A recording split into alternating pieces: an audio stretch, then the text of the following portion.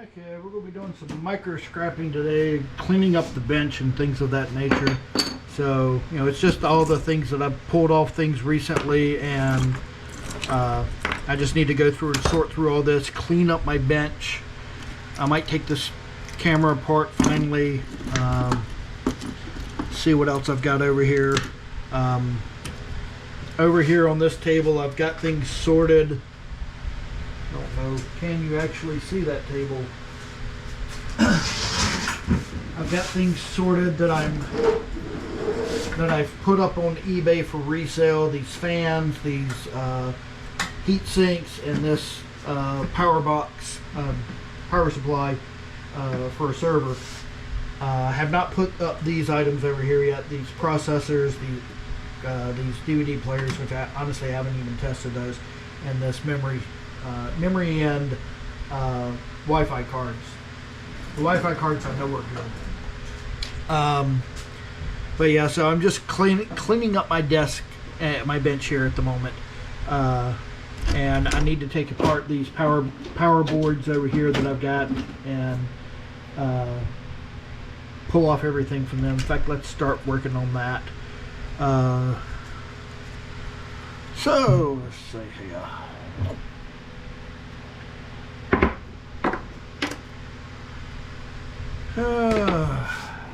I have moved some of my tools out to my car, as I realized the other day I was running around. I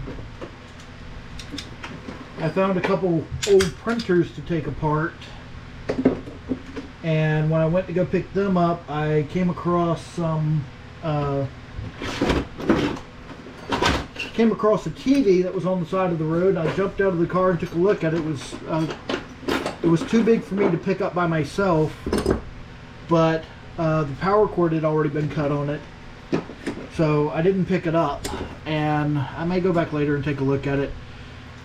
If it's on the side of the road like that, if I can't pick it up, which, you know, picking them up is an issue, because if you pick it up, you're responsible for it at that point.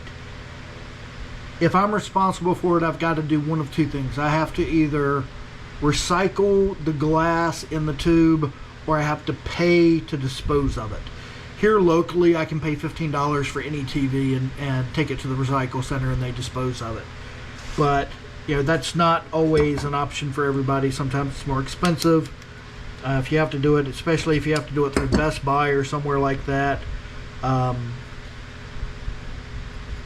you know, it could be even more expensive, especially if it's one of the larger ones. I know Best Buy makes you call them to come pick it up, and that's going to run you $100 plus to have them come pick it up. So this board, I just removed the crystal oscillator, small little copper toroid here. It does have basically a MOSFET here. Let's see if I can get it off. Some of these MOSFETs that are flat against the board will often be soldered to the board as the heat sink. And it feels like that's the case. I've cut these 3 wires, but it's not coming loose. Yeah, it's just cracking apart on me as I try to get it. You can see that that's the copper plate back there. It's just soldered to the board. I'm just going to go ahead and I'm going to pull the aluminum capacitors off as I'm here. There's only a few of them here this time, and it's something I'm going to have to do later if I don't do it now. So, I mean, this board still has a few little IC chips on it. One more capacitor. A few little IC chips and a flat pack on it. It's got that MOSFET that we'll need to get off at some point. Some little glass piece here. I'm not sure what exactly this is. A few little transistors, surface mount transistors. It looks like maybe those look like transistors as well. Maybe some resistors and possibly a capacitor or two in here as well.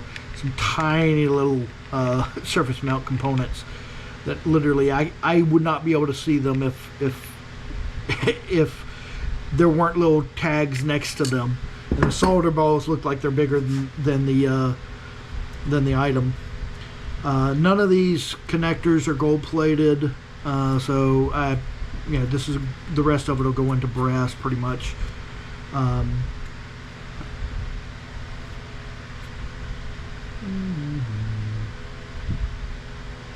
Can I get? Let me try. See if I can get under it with my wood chisel here. Nope, that's not popping off. So I'm gonna have to either heat it up or put it in acid and dissolve it, one or the other. We'll see what we come across with that, but that board's pretty much depopulated as far as we need it to at this point. This one's got a lot of MOSFETs on it and a lot of aluminum heat sinks. So this will be a good board to scrap.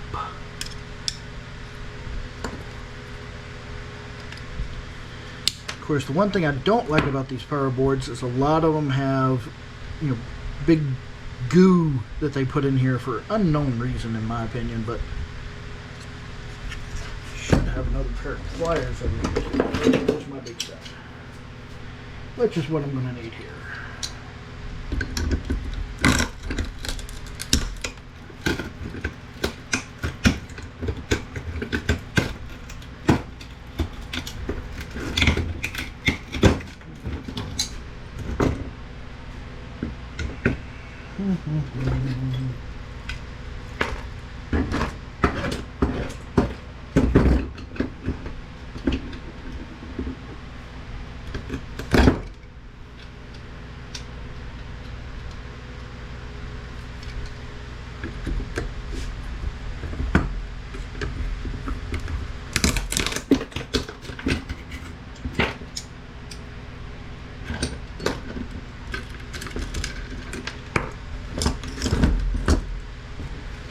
All my buckets are empty now. I went to the scrapyard and got rid of all my aluminum.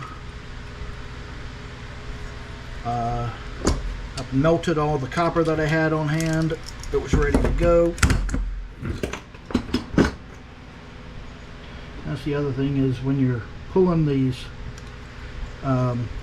plugs off, a lot of times it'll have these M&M capacitors, which are ceramic capacitors, on the plug on the terminals there, so you got to go back and get them. Here's another example.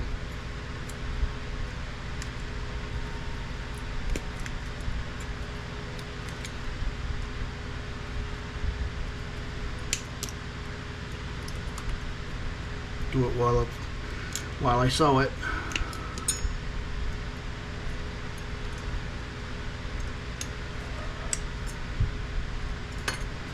Got a little resistor in here too. Clean that guy off. Okay, back to this board.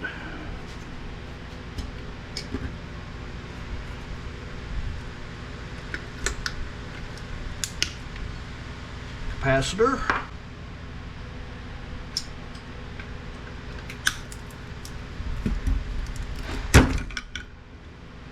Capacitor. If this is resin filled, it's 99% of the time it'll be a capacitor.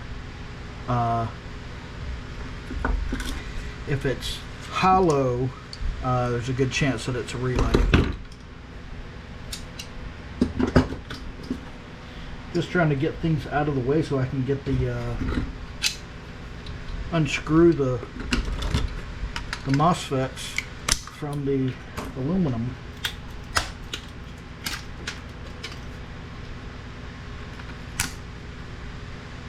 Capacitor.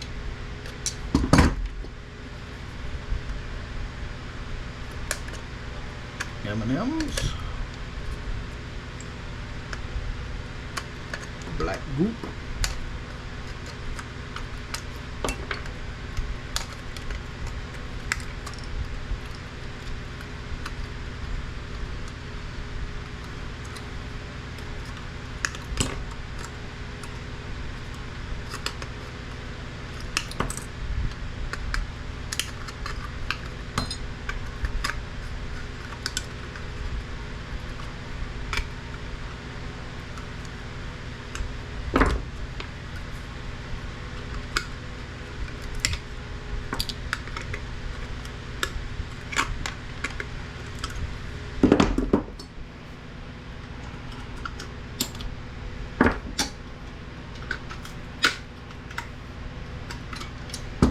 Storage just breaking on me today.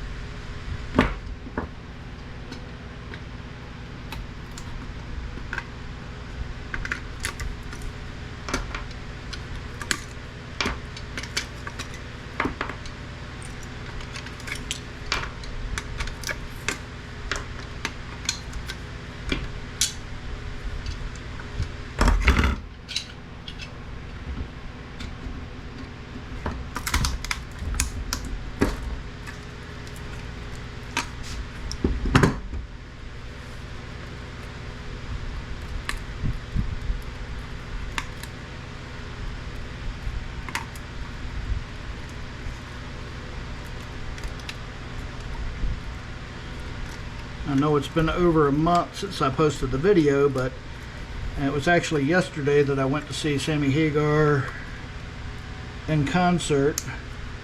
That was an awesome show. You would not... It's hard to believe those guys are... The youngest one on that stage out of the 5 of them was 44 years old. He looks like a kid. The next one up is Jason Bonham on drums, and he's 58 years old, crushing it like his dad used to. Then you got Michael Anthony up there at 60 years old. Joe Satriani at 68, and Sammy at 76, and they're still playing and singing like they did 30 years ago. It's just incredible. Even Loverboy, these guys were a little younger than the average age on the Sammy Hagar part, but still, you know, they're in their 50s and they still sound great too.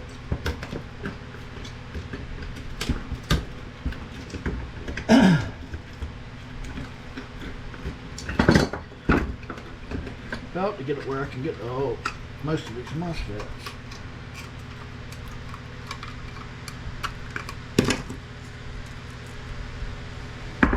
Get 3 of them now. Transferred some tools to my truck so that if I see something on the side of the road, I don't have to pass it up anymore.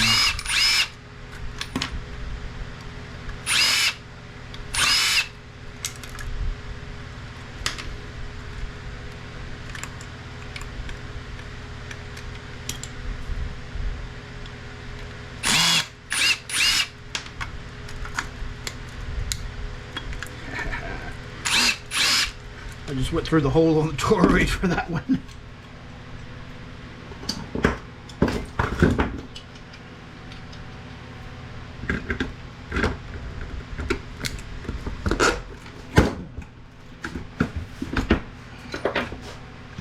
First hunk of aluminum off.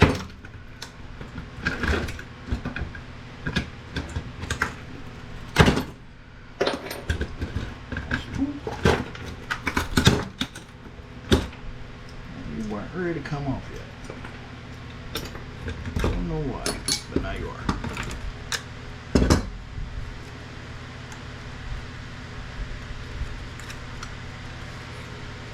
Okay, now we're starting to get some progress on this board. We, of course, take the MOSFETs off.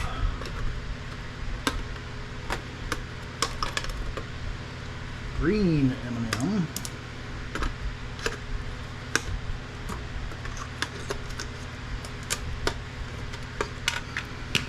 So yeah, I'm going to start carrying a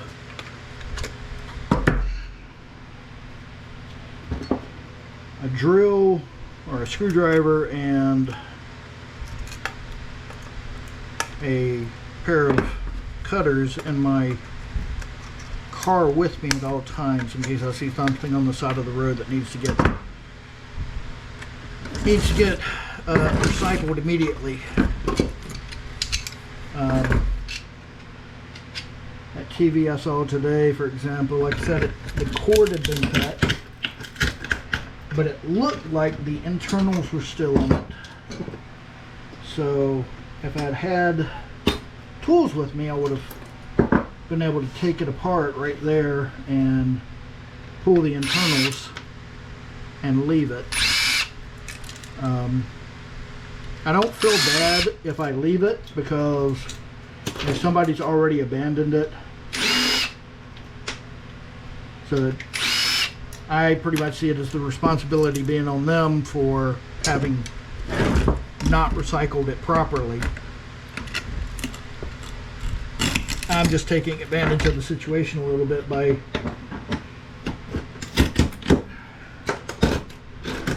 getting the electronics out of it.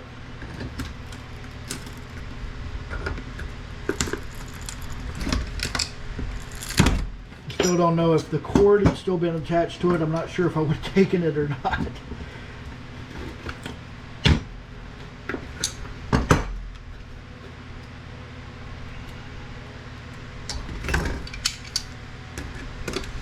You guys feel free to comment down below, you know, what would you do, what do you do in that situation? Do you take the TV? Do you just take the electronics out of it?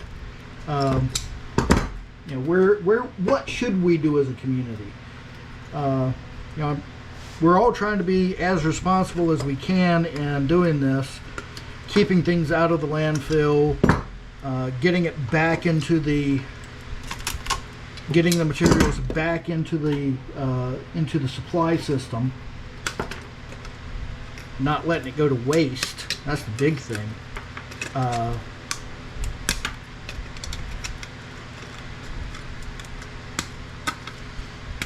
But where should we draw the line? Maybe I'm wrong. Maybe I should have taken the whole TV and you know, figured out what to do with the tube later.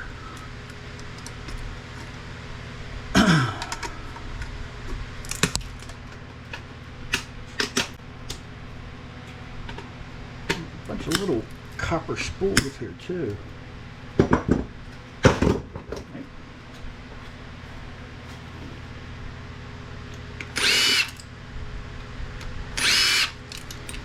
So you guys tell me, am I wrong, or am I right that it's okay to just pull the electronics and move on?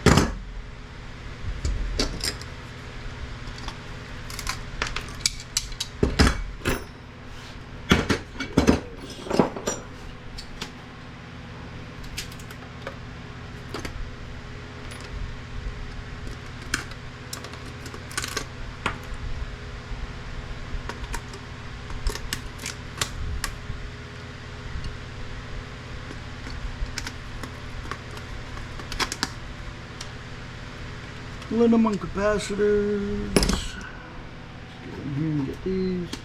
This one looks odd. It's a ceramic capacitor. Maybe I broke it. Yeah, I must have broken it. Yeah, there's the other half of it. I thought it looked odd for a second there because I didn't notice that I'd broken it. It looked halfway there.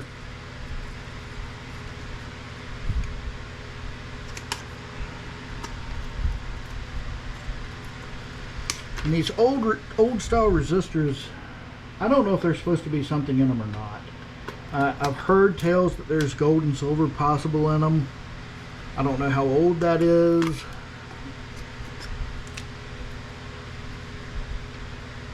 I'm basically just going along here and clipping everything that I can with a leg on it.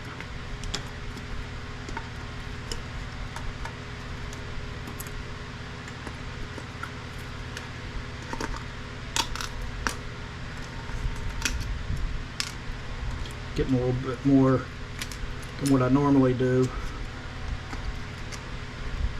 But eventually I'm going to come back for everything anyway on some of these boards.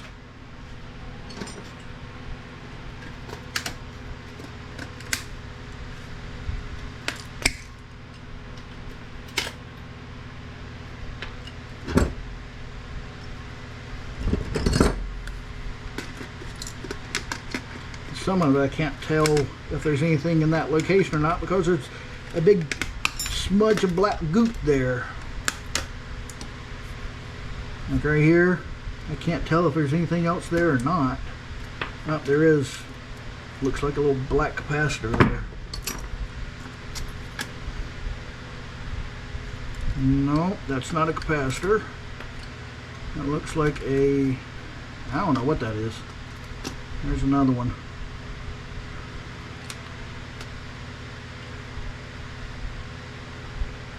I do not know what those are.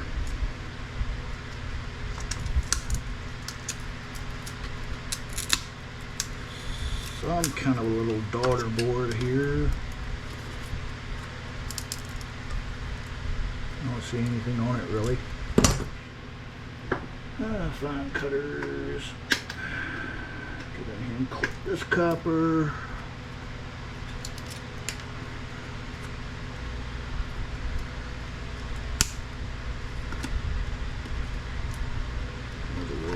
M&M.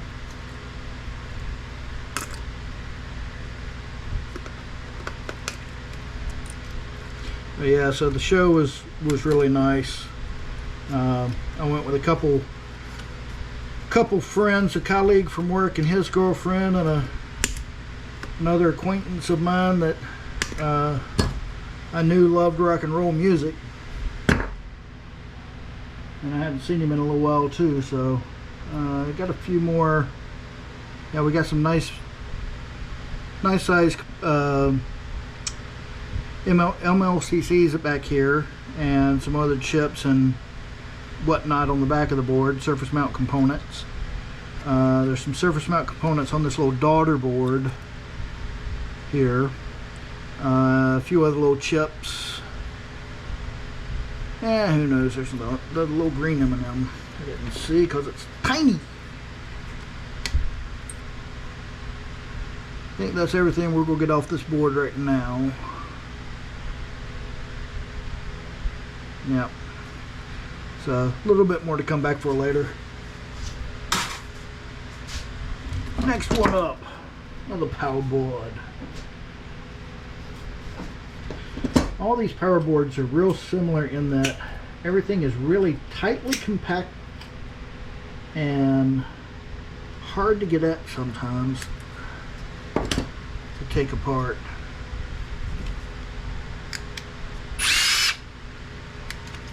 Well, these have nuts on them. I hold it with my thumb.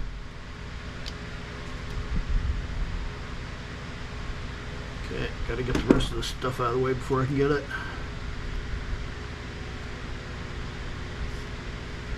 Kentucky. Let's see here.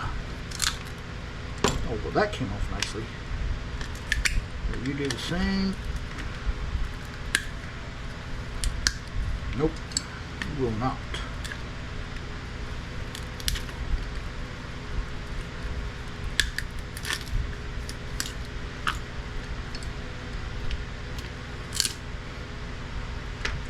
Pass it up. M&M's out of the way here.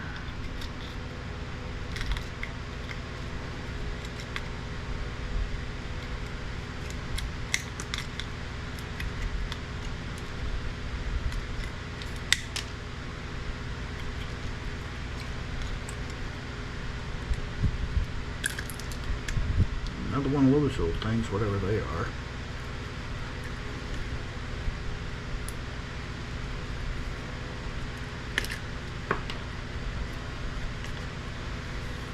The other one had black goop. This one's got amber goop. And they are not shy about using it.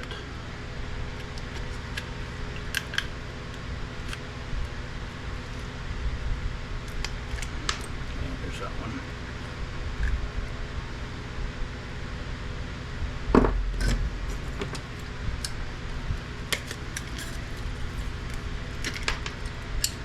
Got one side off. There we go. There's that little portion of the board pretty much cleared.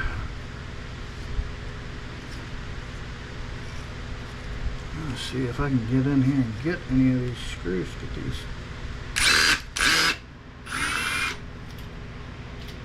I think that undid. No.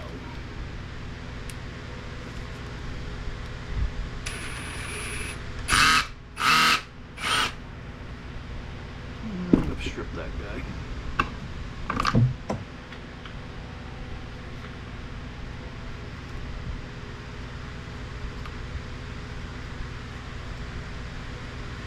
Turning it a little bit, but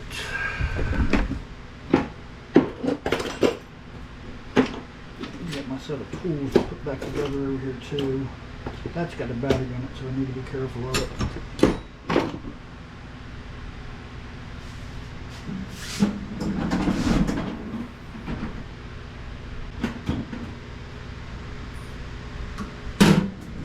Smaller one than this.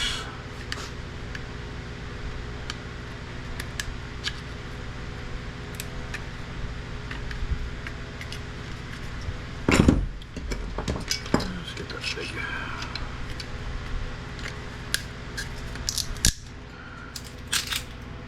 That's one way to be able to get to it.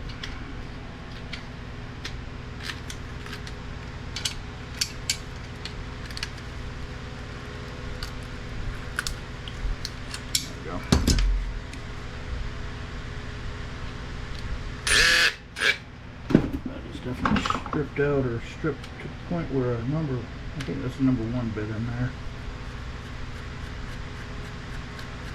Number two screwdriver gets it out. Plate aluminum.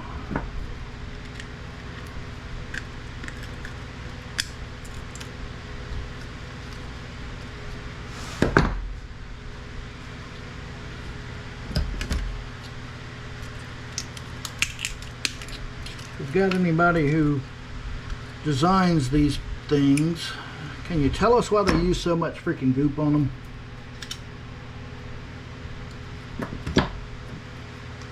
It seems a little excessive.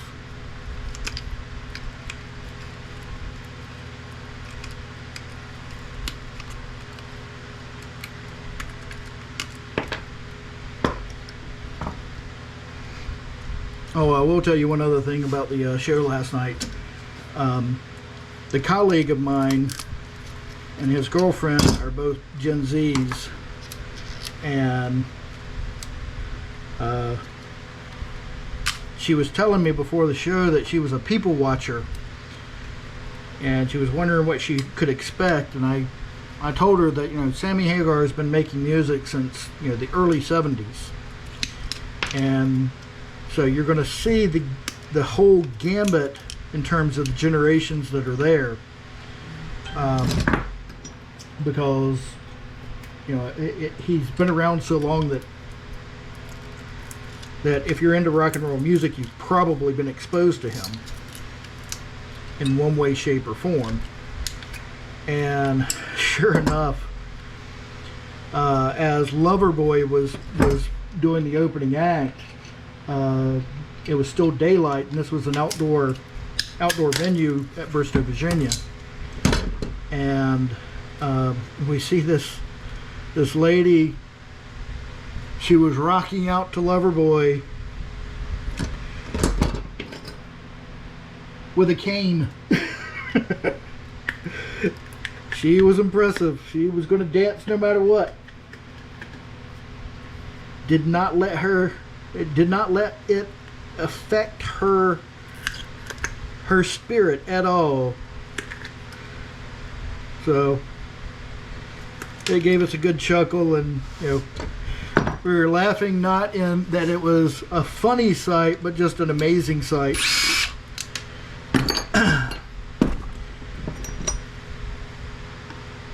That's one thing I do love about going to rock shows for that. I'm sure other music shows are similar in that, but it's fun to see some of the people do things sometimes. There was another guy that was there that he and his partner were dressed up, and you could tell that it was costumes because the guy had to be in his 50s or 60s, and yet he had the biggest mullet that you could imagine, with a do-rag holding it up. And it was just, like I said, it was a sight.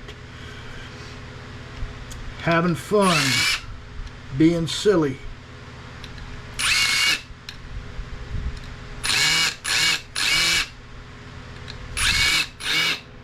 Not sure if those come loose yet or not. Yeah, they are. It's just good to see people enjoying themselves.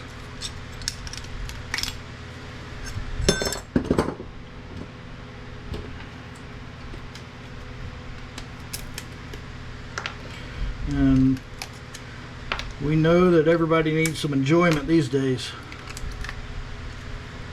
This world has gotten crazy.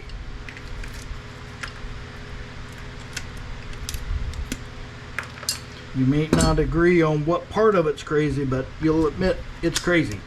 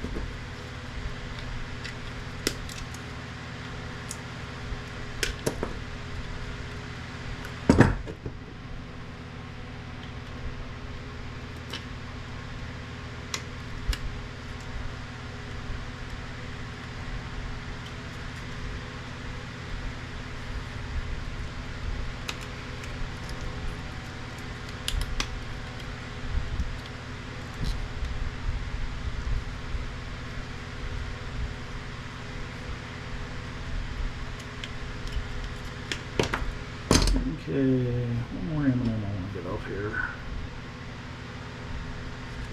That is, of course, covered in goop.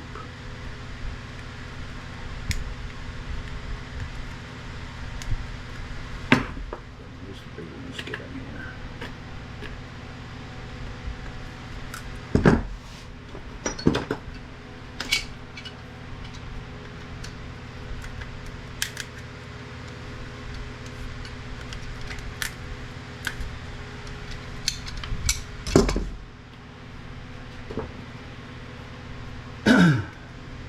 The only disappointing part about the show, and I'm sure they would have been as expensive as all get out, but I did not see any memorabilia dealers at the show. No t-shirts, no hats, no nothing.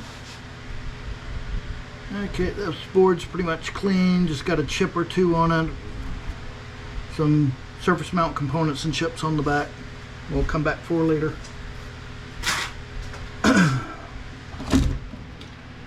Oh, let's see, next one. Another little power board. So yeah, I did want a t-shirt.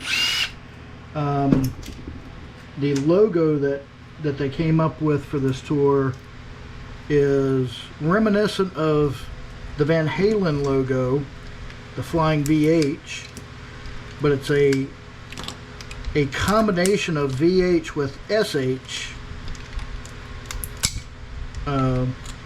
Since it's Sammy Hagar's concert, and I wanted a shirt with that, but like I said, there were no vendors there that I could see. And when I got home, I went to Sammy Hagar's website, redrocker.com, and it says they're sold out.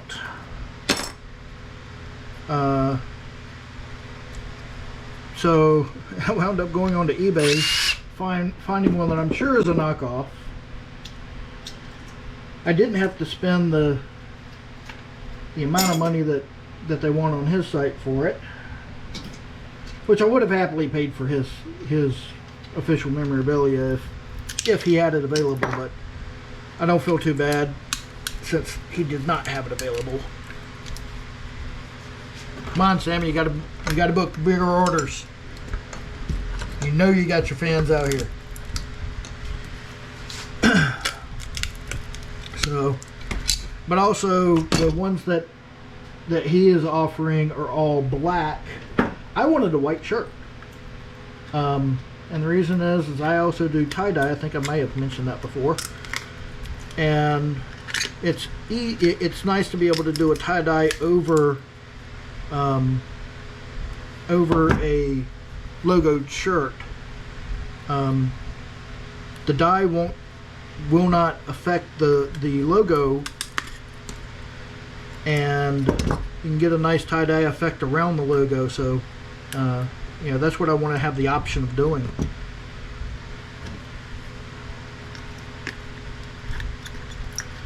This concert, though, was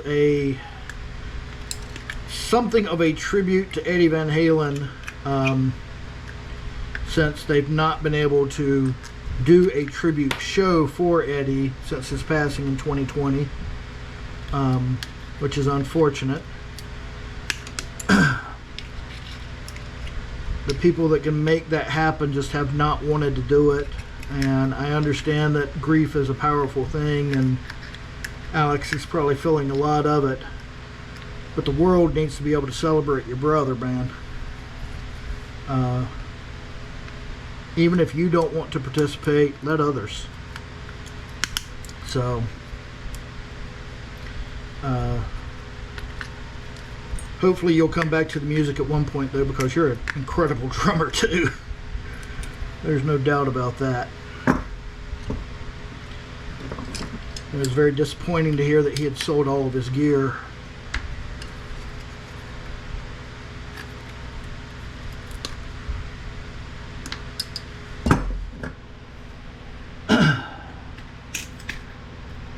This one doesn't have quite as much goop on it.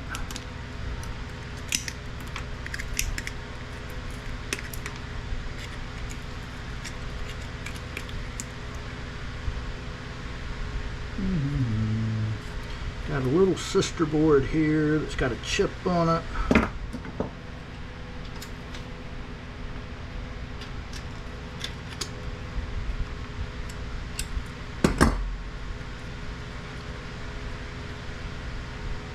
A few little small M&M type things.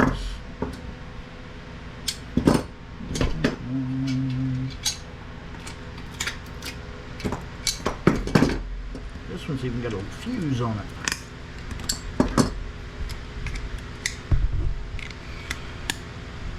And supposedly the ends of the fuses on these are silver plated brass, and maybe the connectors are as well. One more MOSFET here.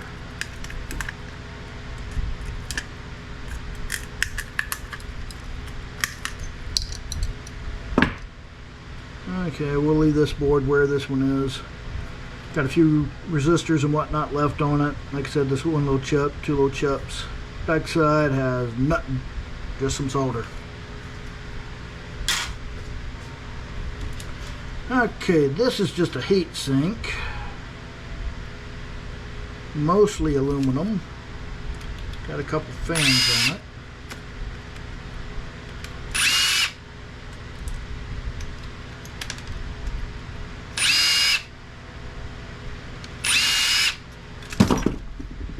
this is actually aluminum.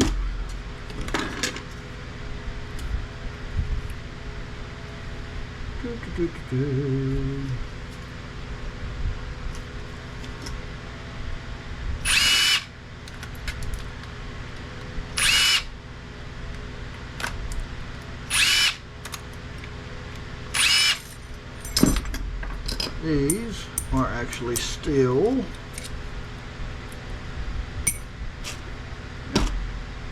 The rest of this looks like a big block of aluminum and piping. So the only thing I got to do is get these bands off, which look like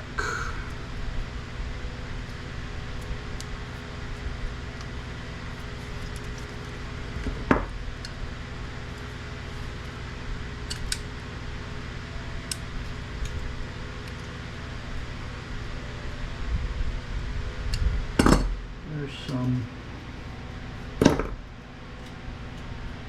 more screws holding those fan assemblies on, I think.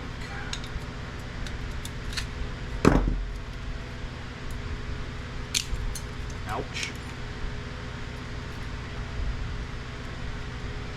Those fan brackets may actually be steel as well.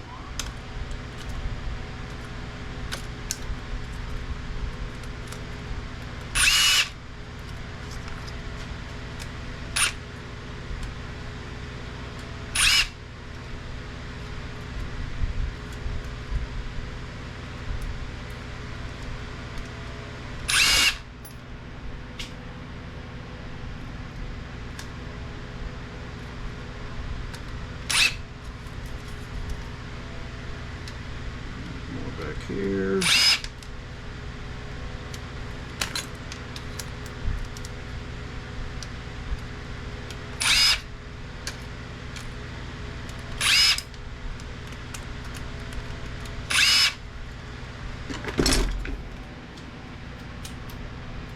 Yep, I got all of those.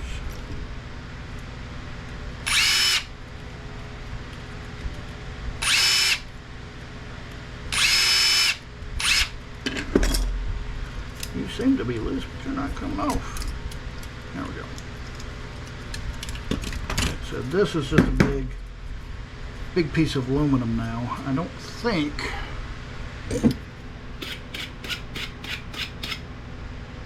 that is copper. So the tubes are copper, the rest of it's aluminum. So this can go in as a copper aluminum heat sink. A little bit more aluminum than copper. Might be able to pull this apart somewhat. This big plate.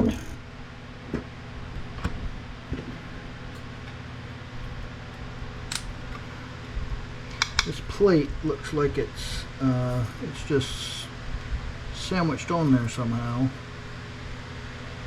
I'm just not seeing a good way of getting in there to get it off.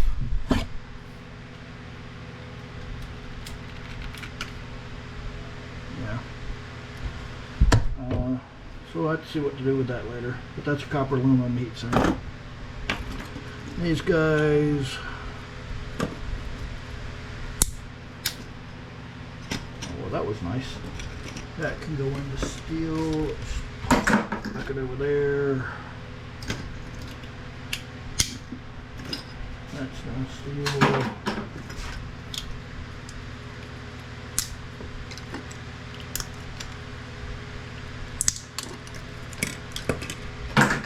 I'm calling those fan blades steel because they've got the ferrite ring in them. Add a little bit of copper on those. These pieces of steel.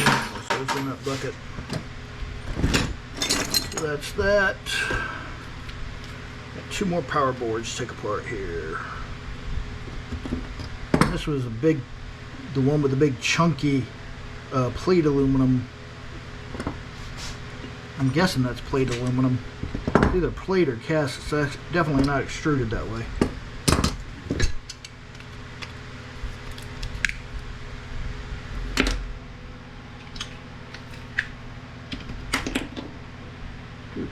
do.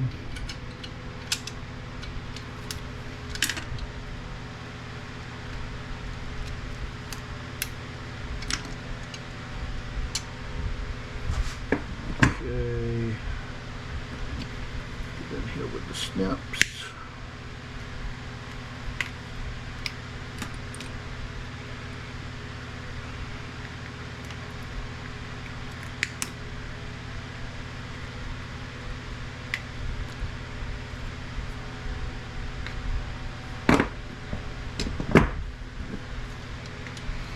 This one has a bunch of white goop on it.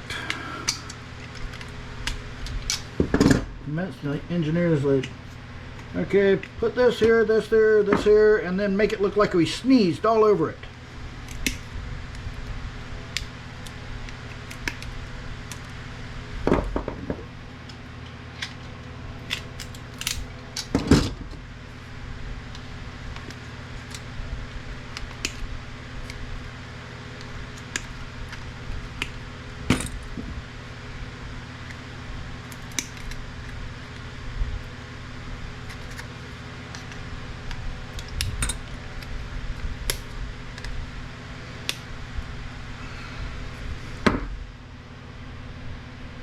Come on, you engineers, speak up. Tell us why you gooped the crap out of this stuff.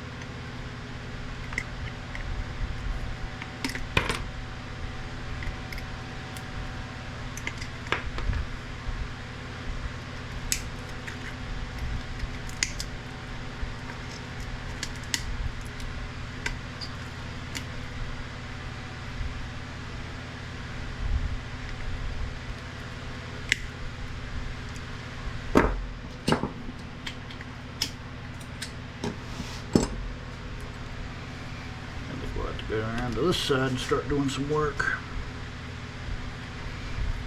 This one's not going to be fun. There's just so many wire clusters and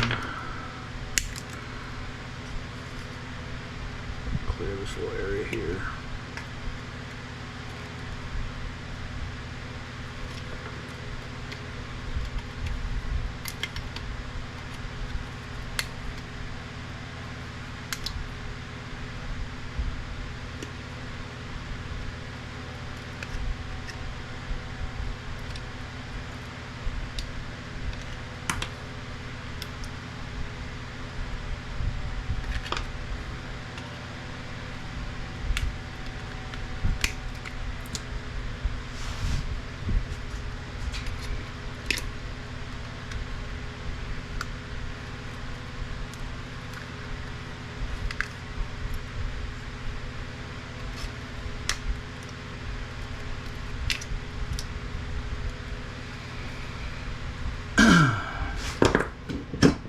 What else you guys want to talk about?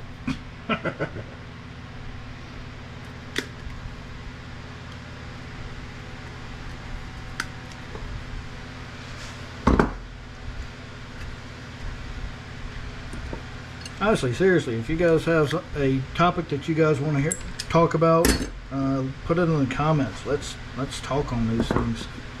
And one I've thought about doing for a long time is talking about depression, because I'm one who suffers from depression, and so I've got a little bit of a different take than a lot of people do on it.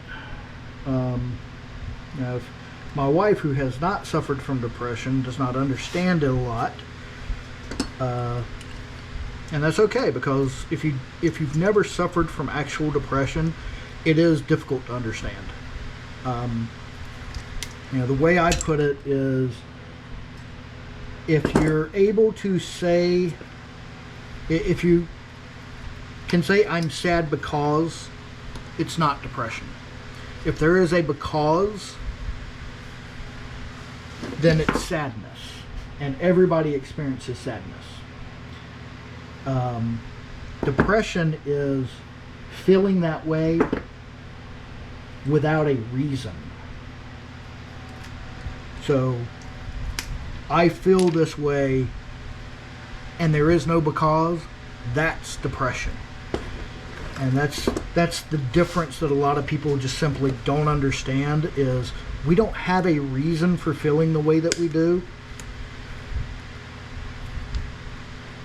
And it can be an overwhelming sensation.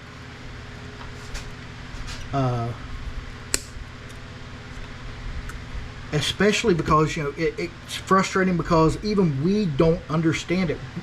When you can't put a reason to it, it can infuriate you.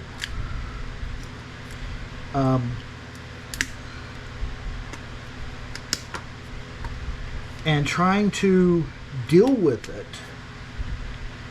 I'm fortunate in that, I only take a mild antidepressant, and that has been successful for me. At least it doesn't remove the things that I think about, but it moderates them. And in my opinion, that's pretty much all you can ever do with depression, is moderate the feelings that you experience. You can never truly get rid of them.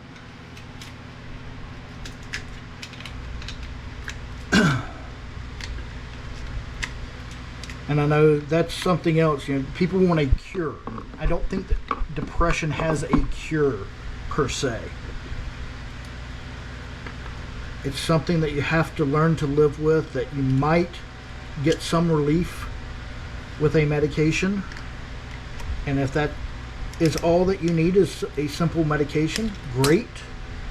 Take advantage of it.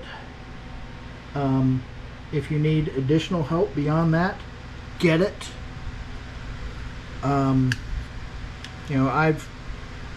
I get it. I have experienced depression bad enough that I have wanted to take my own life. I've been fortunate enough so far that I have not acted upon those feelings. I have reasons to be here. For the longest time, I said that my nieces were the reason that I would never act on those feelings, and that was true. My nieces were at one point the most important thing in my life, and I did not want anyone to have to explain to them, especially at the ages they were at, why Uncle Michael wasn't here anymore. Later, those reasons changed. Now my reason is, of course, my wife, who I love dearly.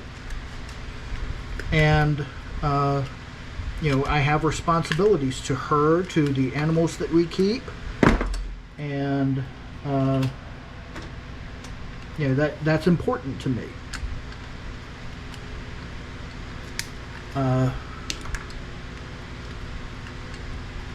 Is it everything? Will that actually keep everything at bay for me? I hope so. But I cannot say it indefinitely will, because things change. Tomorrow may be a better or worse day than today is for me. And that is something that I've learned to live with. I don't expect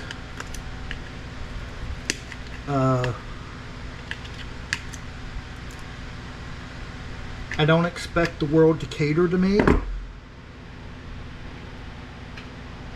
which is probably a good thing, because it wouldn't even if I didn't think it should.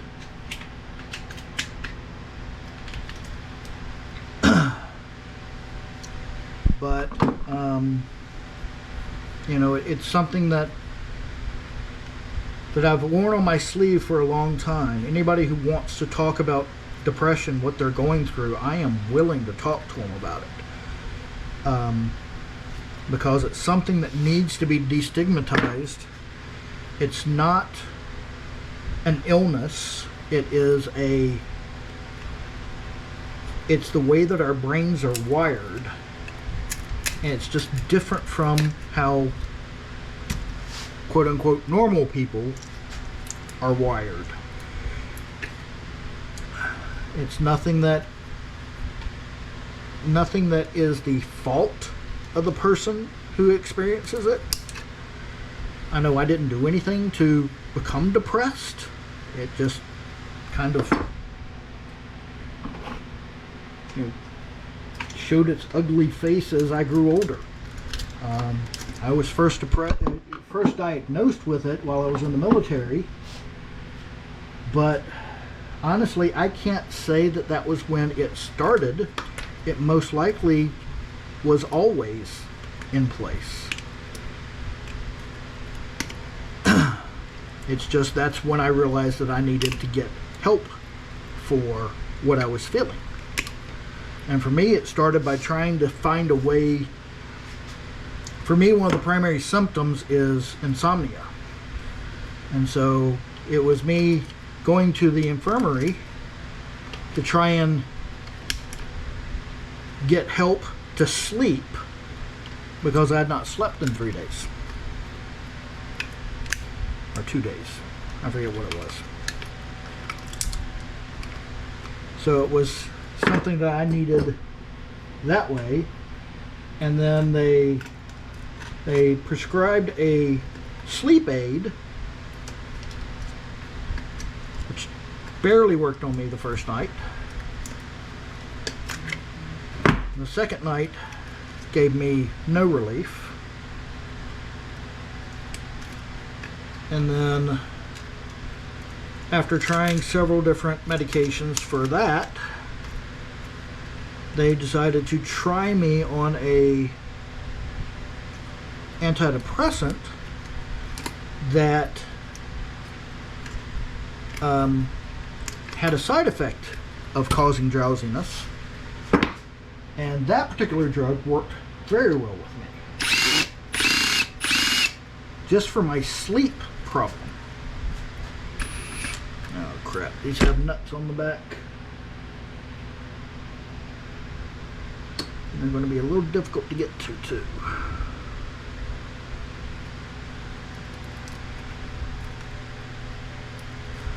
Okay, it's just the two.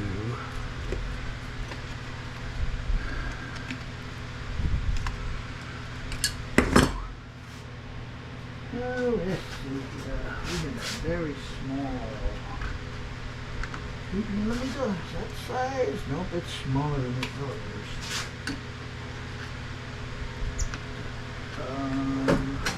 I have anything smaller than the others. I do. These little guys. But yeah, so for me that started to help me sleep. And once the doctor had prescribed that to me, he said, well, you're going to have to go see the psychologist because I can't prescribe this to you long term. I can only do it for, I can only give you one prescription for it, and then he's got to step in and take over from there. And so I started seeing a therapist. And that helped out as well.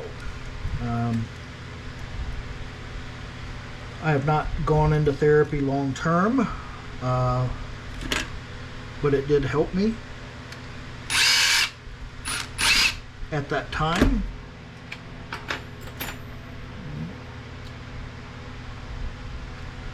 $7.30 is too small.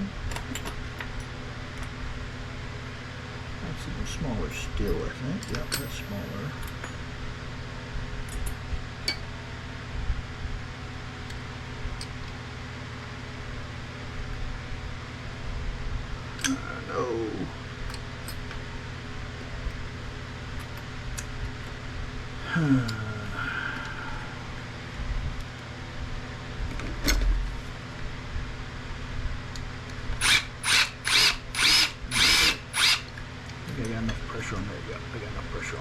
that off. So yeah, I did go through some therapy while I was in the Navy. If you need that, I recommend going and getting it. You may want to go do it even if you feel that you don't need it, simply to make sure that the medication is all that you need.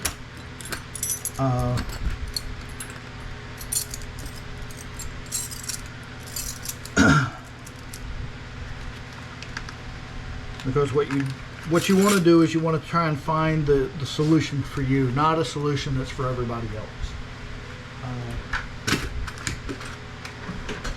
What worked for me may not work for you, may not work for the person standing next to you.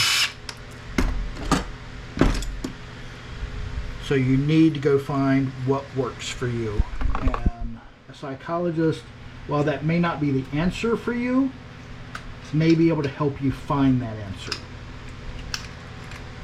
They've got a lot of experience dealing with people with the different symptoms, and they can help you find that solution for you. First big chunky piece of aluminum. Can I get this thing off of here?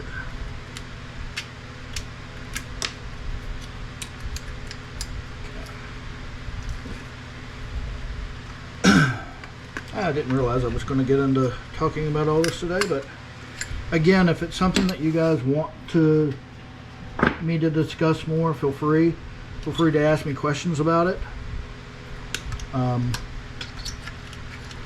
I've had dark days, I've had not so dark days, and I'm not afraid to talk about it. Like I said, I can tell you what has worked for me.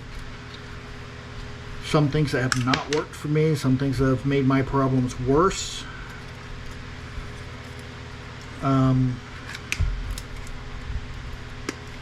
So yeah, feel free to ask.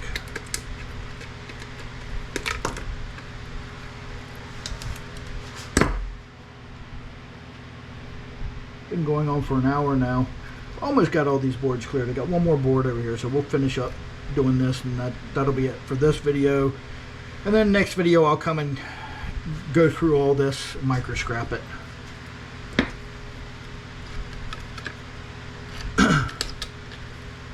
Hopefully I'm almost finished with this board.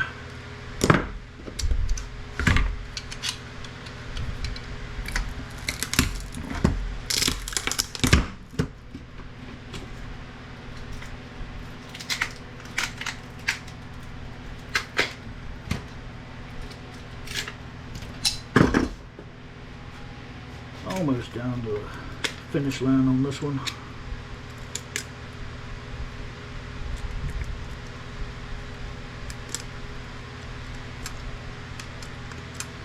Now, a lot of people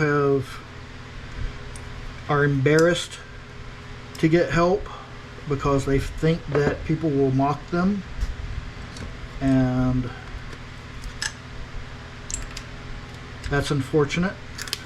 It's not something that people need to mock.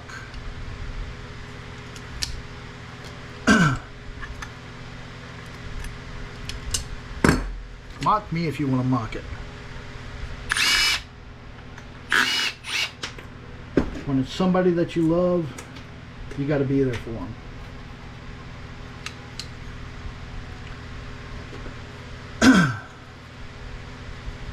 I could care less if you mocked me for it.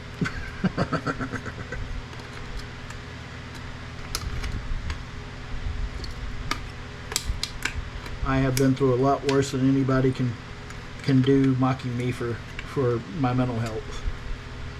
I'm in a halfway decent place.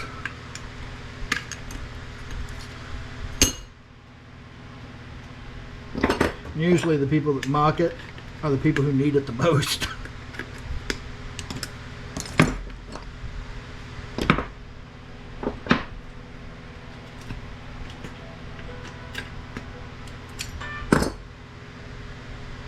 Okay, as far as we're going to take that board, And I've got to answer the phone. Bunch of solder on that board. Good grief. Sorry about that. My wife had to call and ask me something. Yes, I know she's just right upstairs, but still. That's the intercom system. This one feels like it's going to be... Yep, it's got nuts and... Got nuts on all of them. Good grief.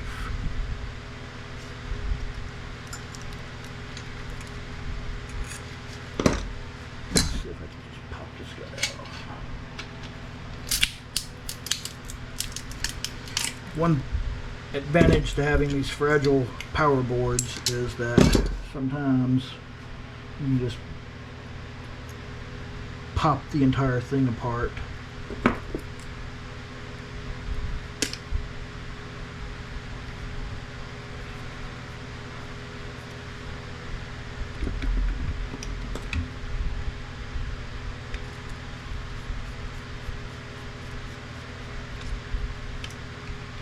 Now I like these pliers, these Milwaukee pliers, but the one thing I don't like about them is they have a severe underbite at the lowest setting.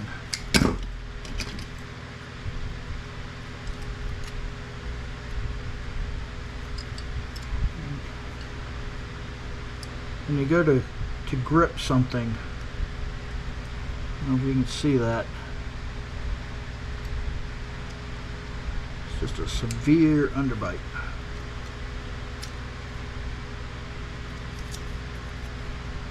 They come together when they close, but if they're open, you got to get it at an angle.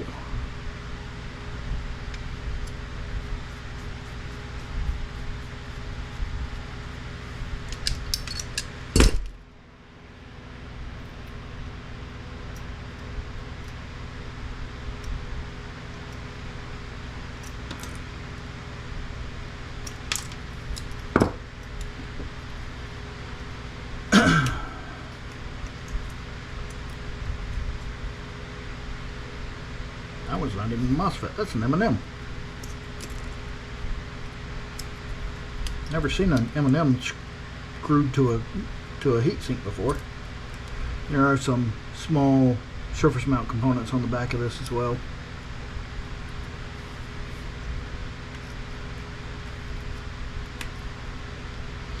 But yeah, as I was saying, you know, people feel like they're going to get mocked if they talk about their depression, talk about their mental health, which is unfortunate because they should not feel that way. And anybody who makes them feel that way, in my opinion, is a coward. And is not worth your time.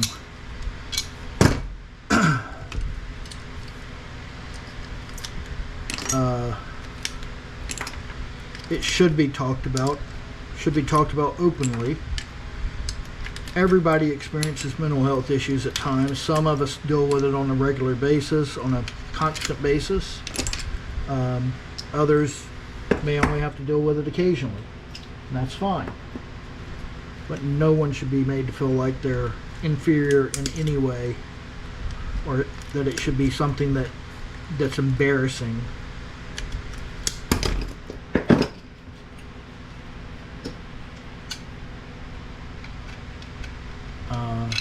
You know, people have lost their lives fighting these demons.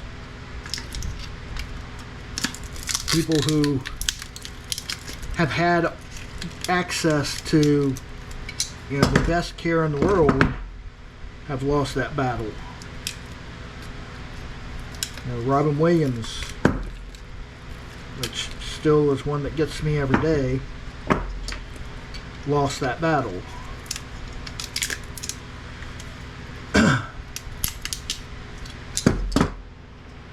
And that's unfortunate. Let's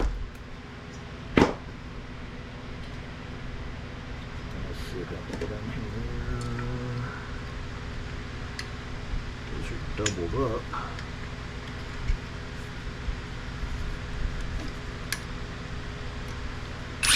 So it's important that we talk about it. It's important that we feel comfortable talking about it.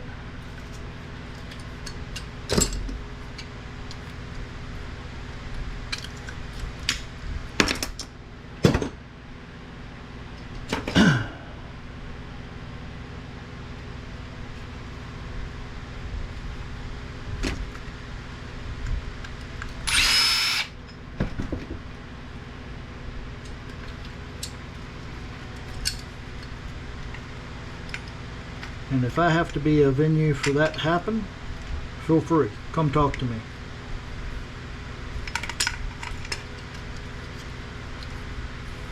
I will talk to anybody about it. Whether you experience it or if you know someone who is experiencing it and you don't understand it, I will help you try to understand. I can't say that I will get you to understand, but I will help you to the best of my abilities to help you understand it.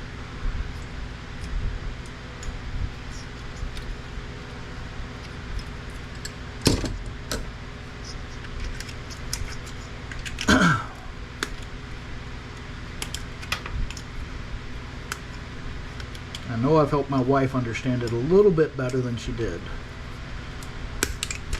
I don't know if she truly understands it, but she at least understands now that it's not her. It's not something that I choose. It's not sadness that has a reason.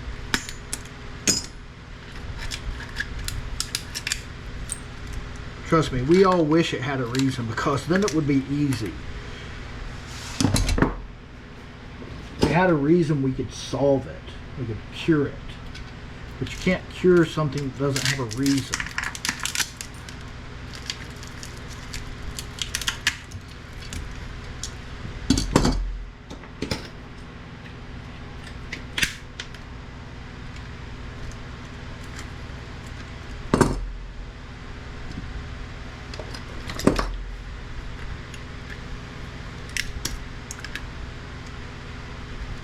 And how do you go into a doctor and say, give me a cure for this? Well, what are you suffering from? I don't know. What's the cause? I don't know. All the doctors can do are treat the symptoms. And treating the symptoms are important. But it's a treatment, not a cure.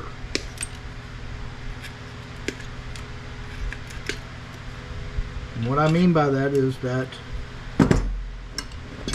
it never goes away.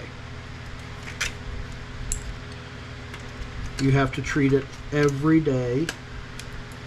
And that doesn't mean that you'll be on medication every day, but it just means that you have to be aware of what you're feeling every day. That you have to, acknowledge it every day. I go off my medications.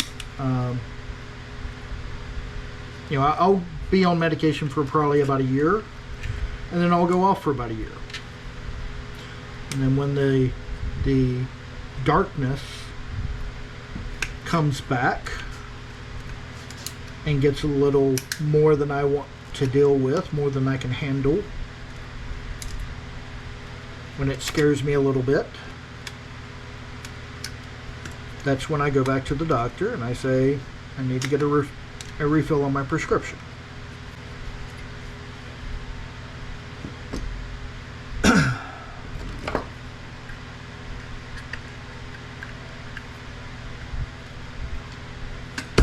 like I said, I'm fortunate. And my case is relatively, I think, minor. Grief. See, this is where that flat jaw would come in handy, but I've got this angled grip. I'll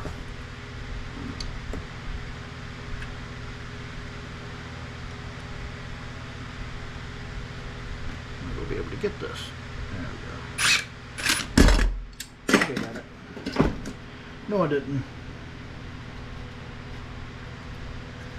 Got enough. There we go. This one I'll have to test. It's thin, it might be steel. Yep, that one's steel.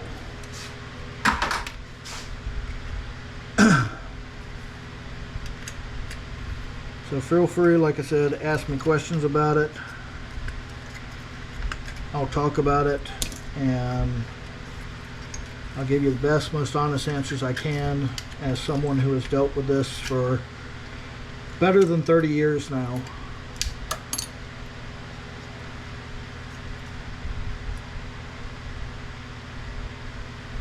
And you know, I think I've got a fairly good handle on it. And like I said, my explanation for what I go through, I think, is a little different than what most people have heard. You know, people who don't have it think that there's a reason that you're sad. And that's not the case. It's not sadness. There is no reason. So therefore it can't be defined as sadness. Depression is a dark feeling without the reason.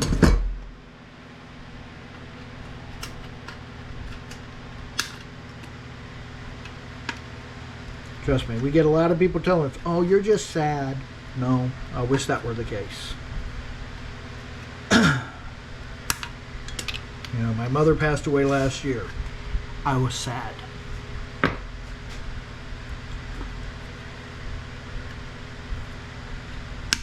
But that was a completely different feeling than what I could do on a daily basis.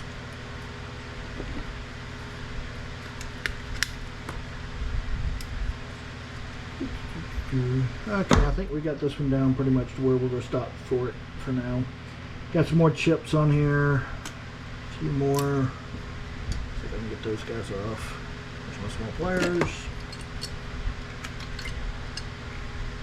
Get you off too.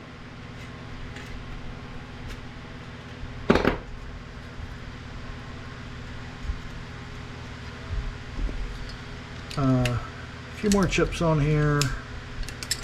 Resistors, a few more little M&Ms I'm not going to get to right now. Diodes. Back of this board does have some surface mount components on it, tiny ones. The sister board again has a bunch of surface mount items on it, a few more chips. So more for us to come back for later. And that's gotten those boards all broken down. I need to get this remounted.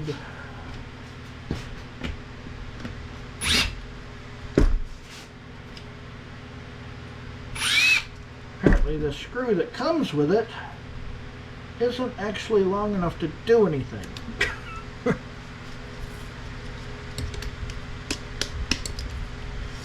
I need to grab a couple of drywall screws. Get this remounted up here.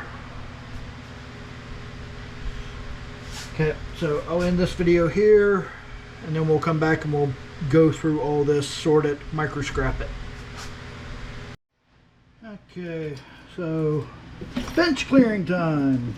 I'll pull all these copper bearing items over here.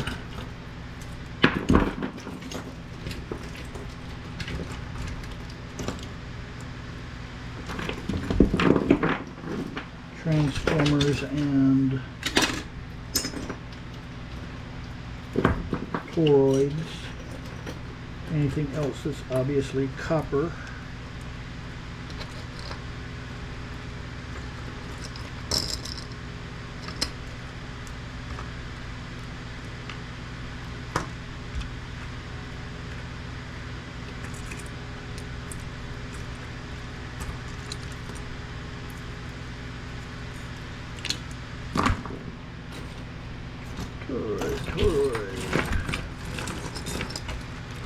A lot of this is just going to be sorting at first until we figure out what we got here.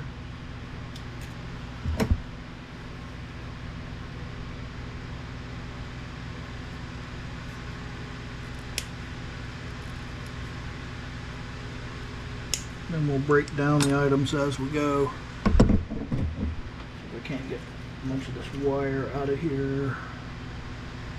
That's got something in it. This has an end on it.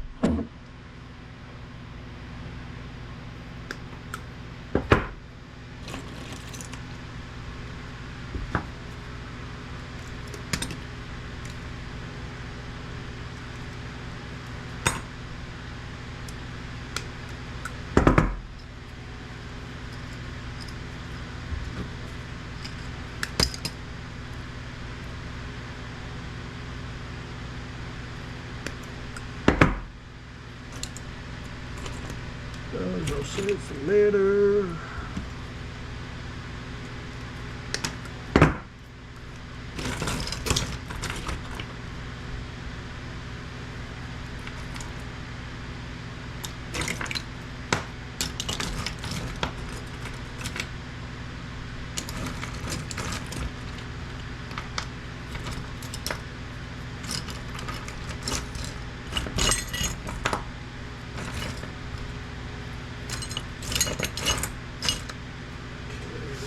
Wire these guys.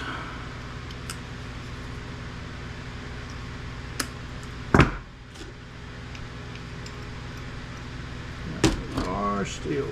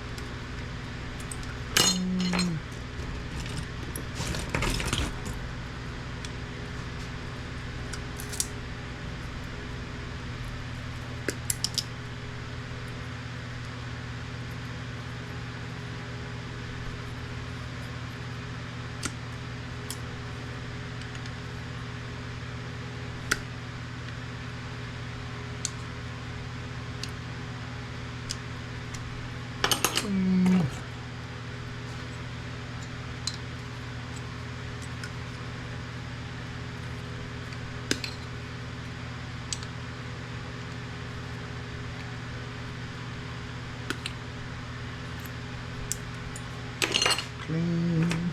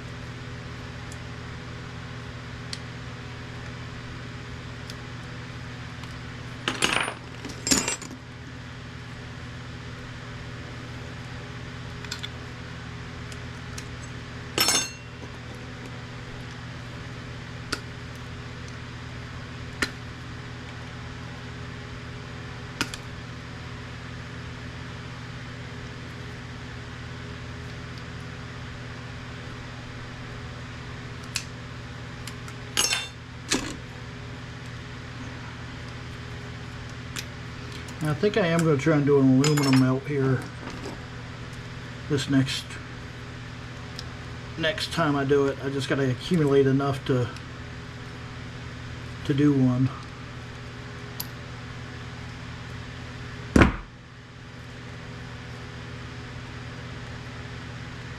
Specifically, I'm going to target these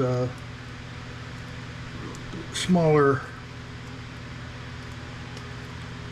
smaller heat sinks that I get a lot of. Well, that didn't do a whole heck of a lot.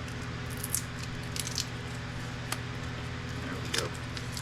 Now that's clean.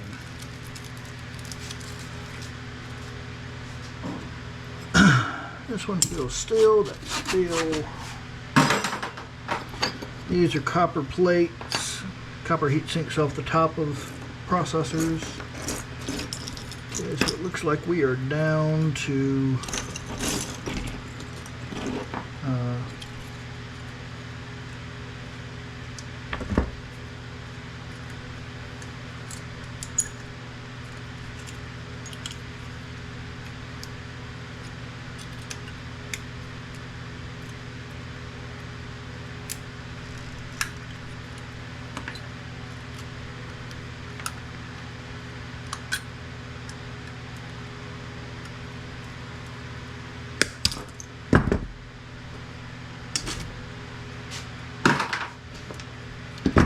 down to where we can start sorting things out more.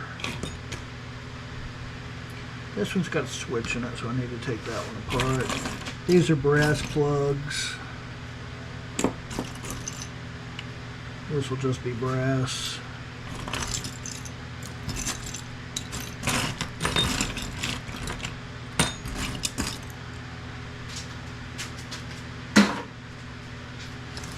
And this little guy can go into circuit boards now. This guy can go into circuit. Actually, where should I put that? Nah, go into circuit boards. Into circuit boards.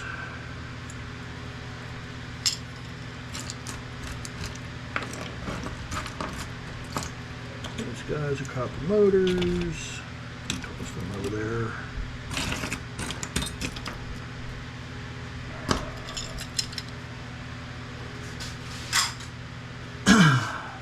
Okay, these guys are gold-plated connectors, but I'm going to toss them in with my brass connectors only because all those guys are going to go through the same or similar process, and I can sort them out later. Now, let me take the steel jacket off.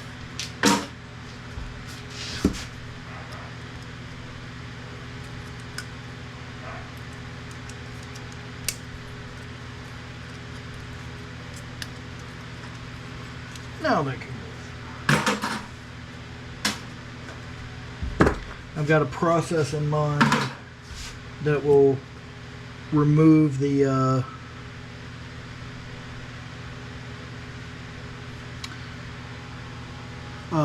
it will remove the plastic from the pins, I'm hoping.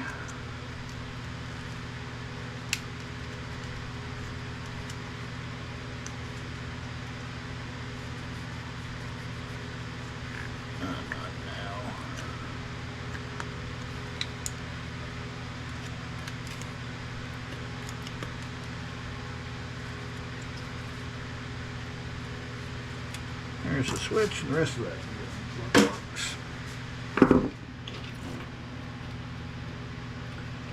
More connectors, more connectors. There's a switch. That's the top of a chip, it looks like. Switch.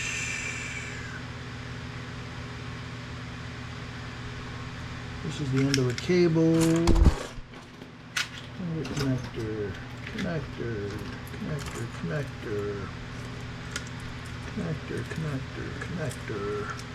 Some of these are brass, some of them have gold plating. Like I said, all of them are going to the same place for now.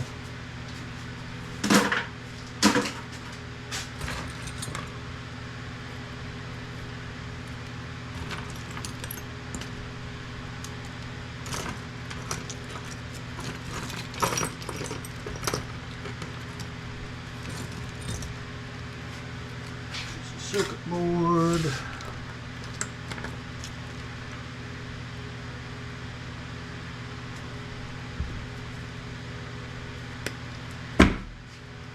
Wire.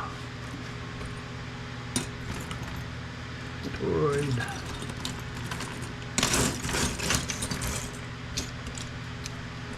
connector. Circuit board with a switch on it. We'll process that later. Connector. Connector. Connector.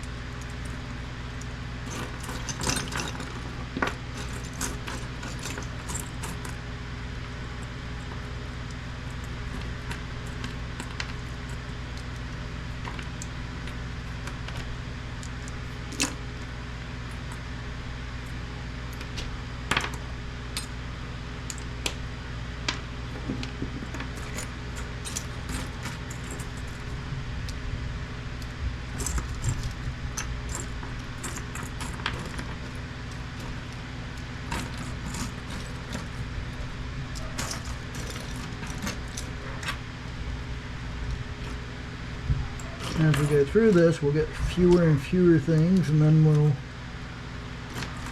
switch off to another component.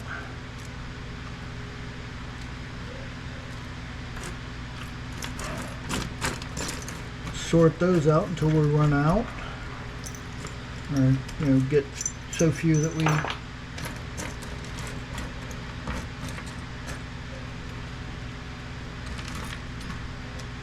can stop looking.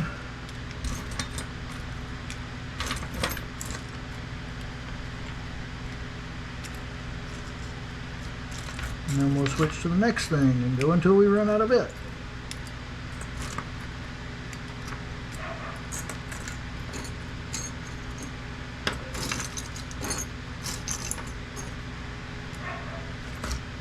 I think that's enough of those for now.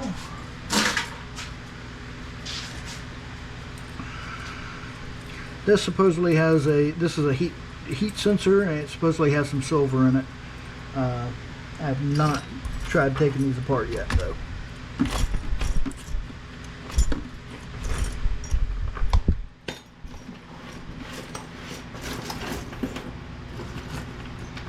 These wires I keep tossing to the back here are wires from LAN antenna.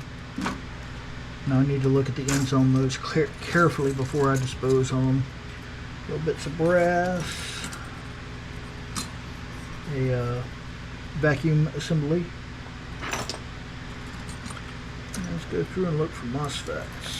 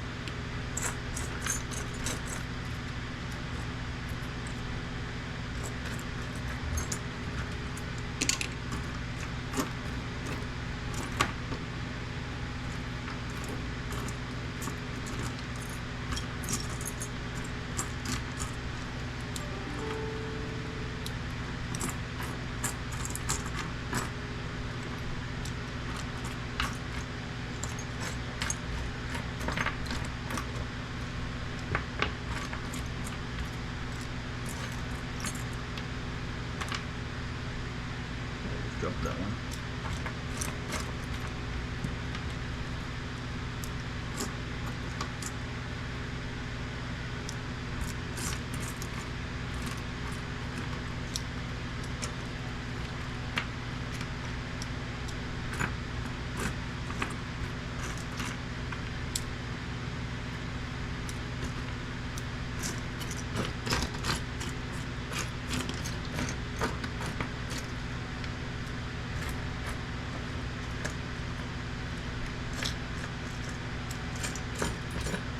Okay, that looks like a good start on those guys.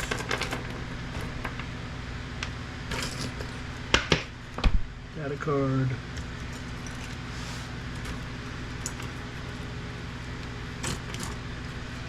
Get these switches out.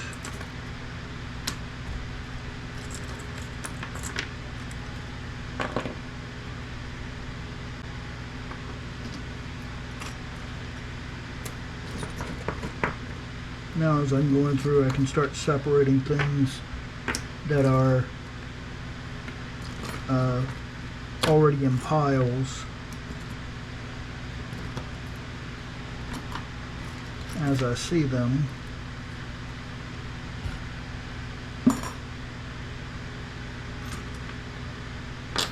That's a tool. Not sure about that one. Switch of some kind. I'd say these guys are relays, plastic.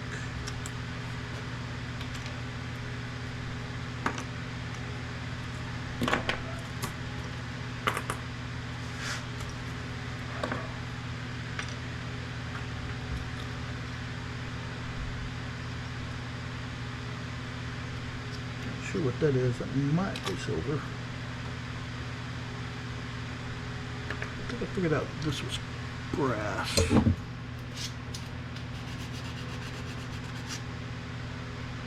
doesn't appear to be. Do not know what that is.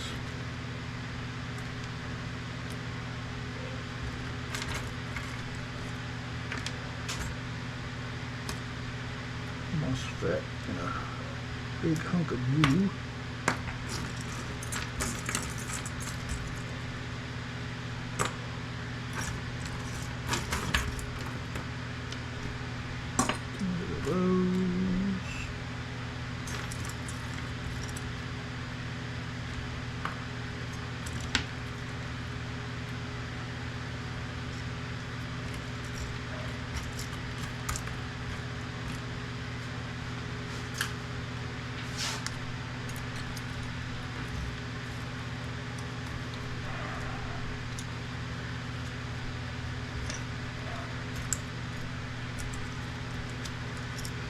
Keyboard keys I can get out of here.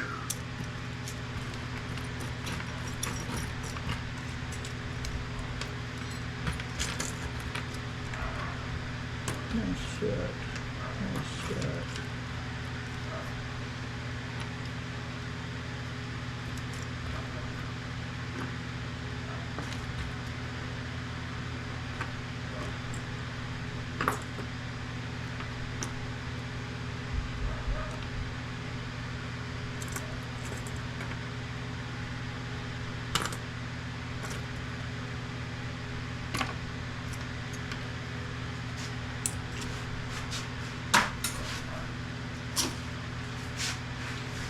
Okay, this is ferrite.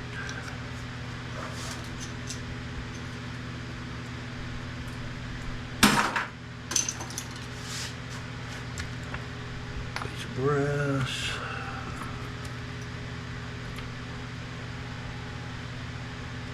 Okay, I heard this is the these two are the brushes from one of the motors. Now I'm understanding that there may be silver in these. I have no idea.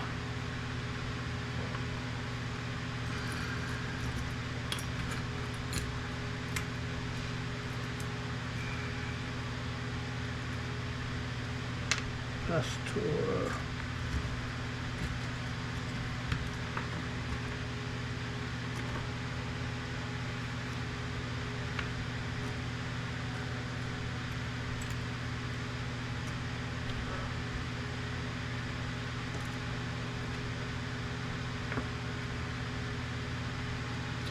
Okay, I think it's time to move on. Let's grab these four guys real quick because they stand out.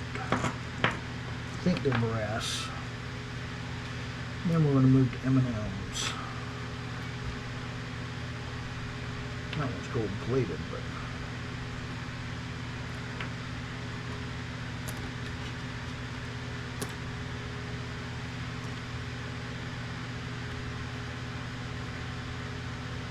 that's a nice set.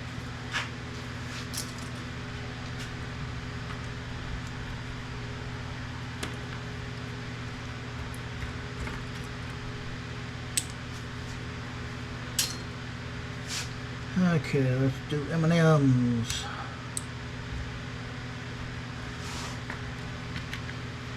And when I say M&Ms, I made any resin-coated item.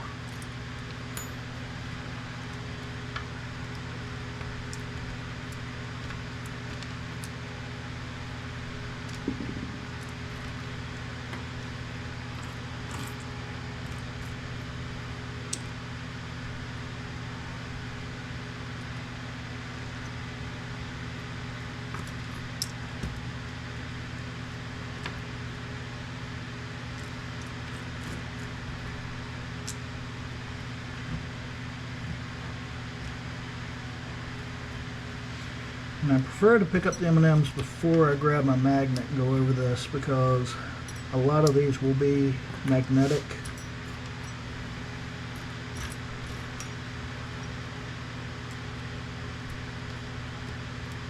So yes, there is some ferrous material in them.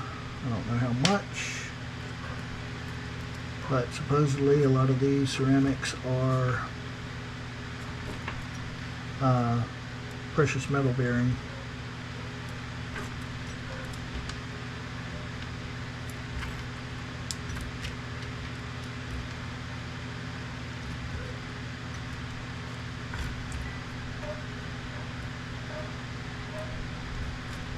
But yeah, this is what I like to do every so often, you know, just to clear my work table here,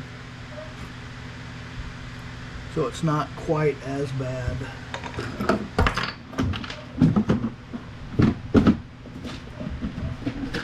got a handful of these guys already. See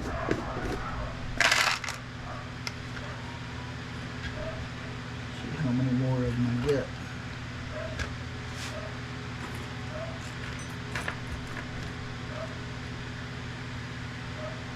Harder one.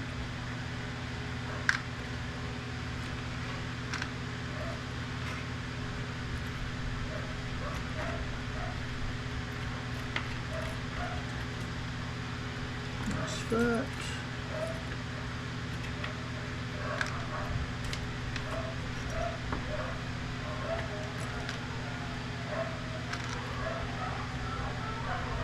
Yep.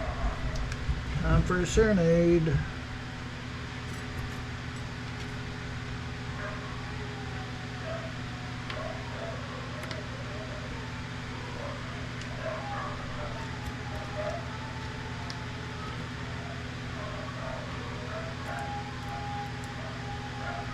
That's a switch.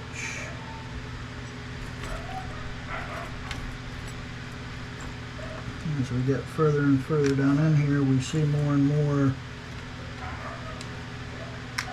We start being able to pick out the things that we missed the first time. Plastic, plastic, plastic.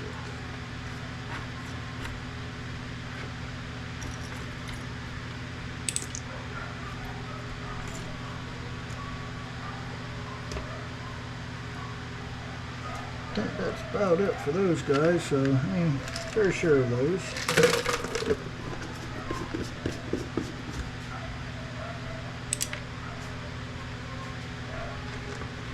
Okay, let's go over this thing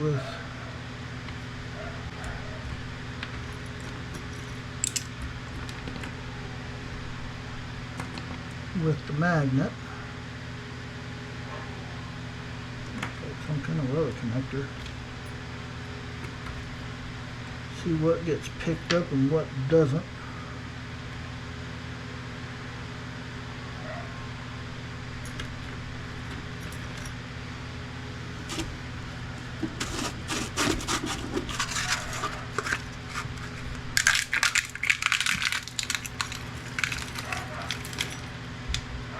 whole lot.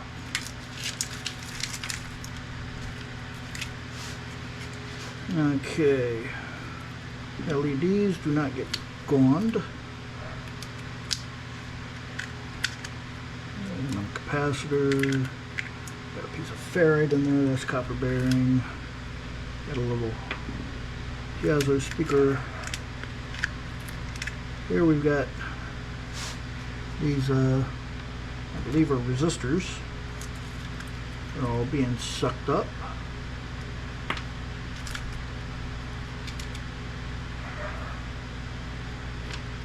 Set them to the side over here.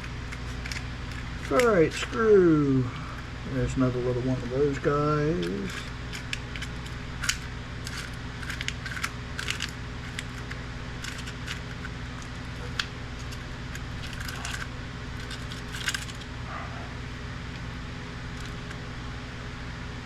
That's a capacitor. There's one of our silver bearing items.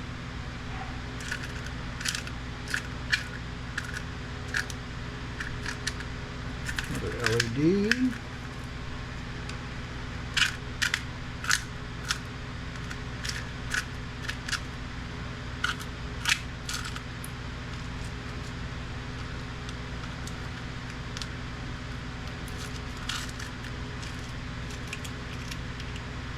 Yeah, it's got copper in it. There it goes. Here we've got another little M&M.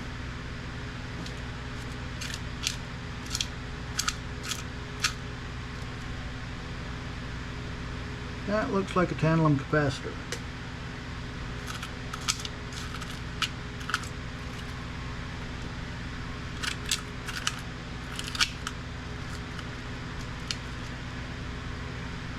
Black M&M. Don't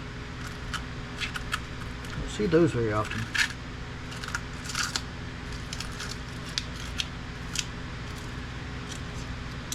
Orange M&M.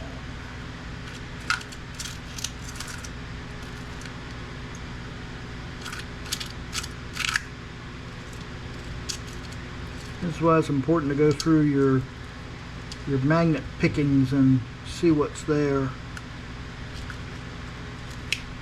You don't want to lose things that are valuable just because they happen to be magnetic.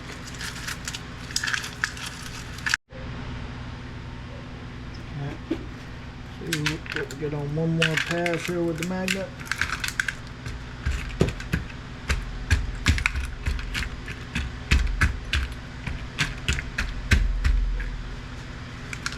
Okay, found another blue M&M. Another LED. More of these resistors.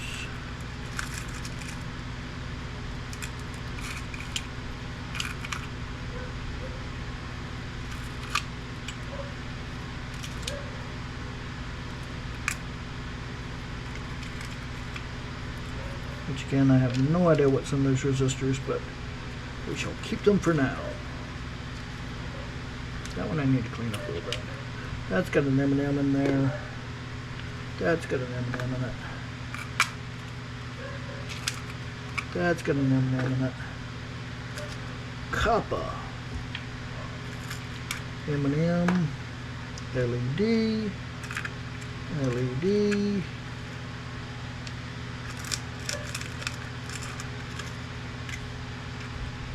That's resistor.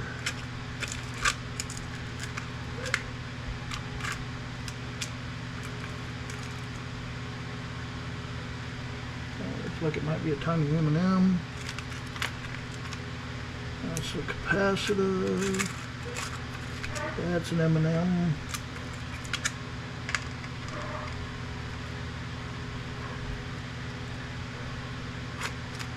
The rest of that, that's a piece of plastic. Oh, that's copper. And the rest of that's metal. Now this piece I kept off because it showed as magnetic at first, but now I think it must have just been held up by something else. That's brass. One more sweep. Oh crap. I just picked up all the stuff that I was trying to avoid.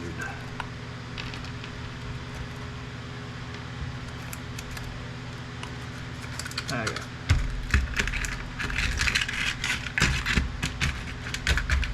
Didn't really pick up anything this time. Yeah, not much here.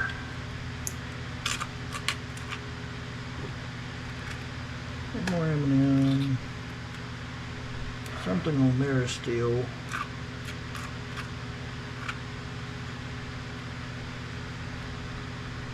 That looks gold plated. That's a transistor. That's ferrite. Okay, I think we got all the steel out of it. Got a MOSFET, a capacitor, transistor. So now I just got to go through and look at the rest of this stuff and see what it is, if it's anything. Is there anything in this piece of goo? There is not. Running away from me. That'll be steel.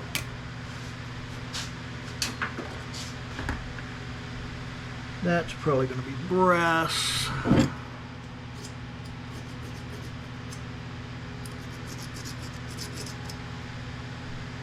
I'm not seeing any color change on it. I don't know what that is.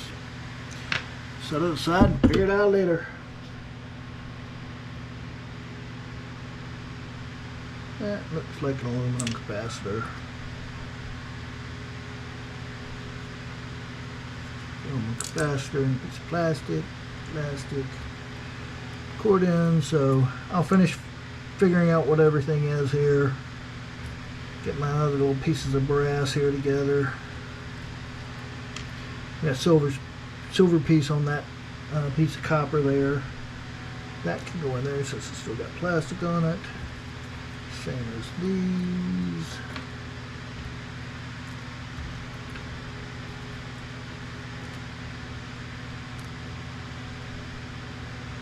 Some more transistors. A piece of wire.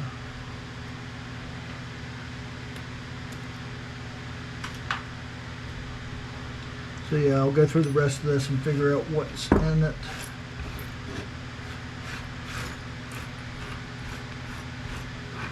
This is the pile we're working with now. We'll come back here in just a few minutes and go through it. Mainly this is brass end pieces. This actually may be stainless steel. It's a clip from something.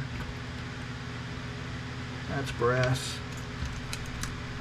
Plastics. A couple more connectors and whatnots.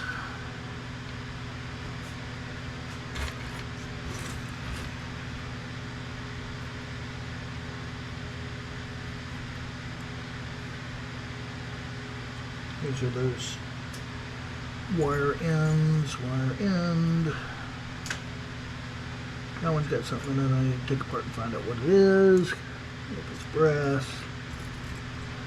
So yeah, I'll finish up going through the rest of this.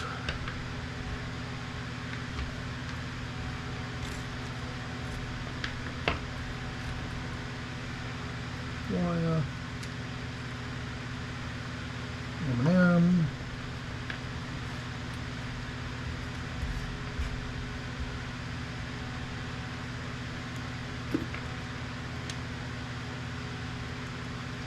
Wire.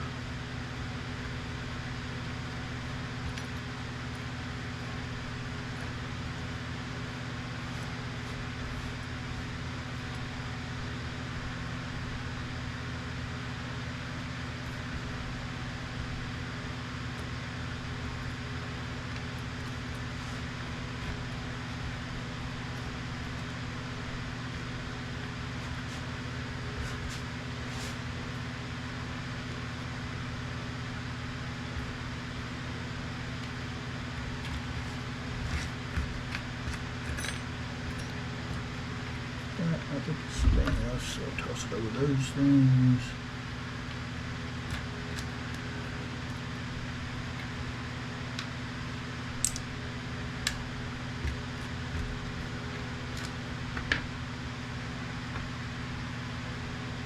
Those have got to be brass too.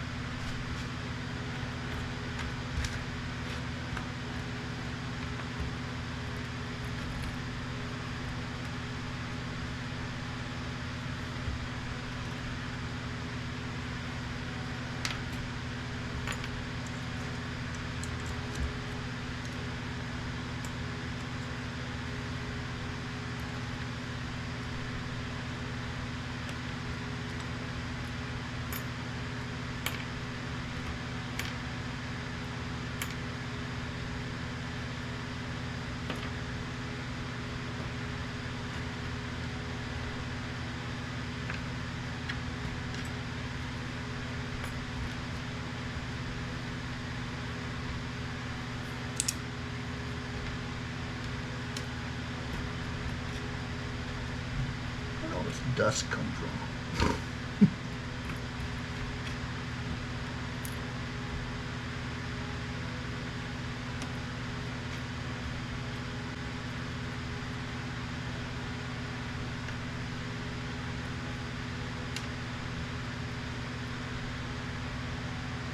That is actually a flat pack, I believe, or a PCG.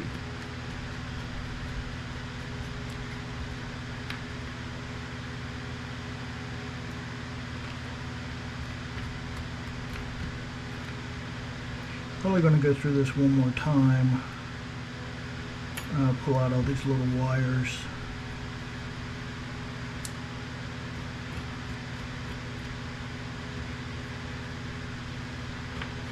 But that should be all we're left with once I'm done here.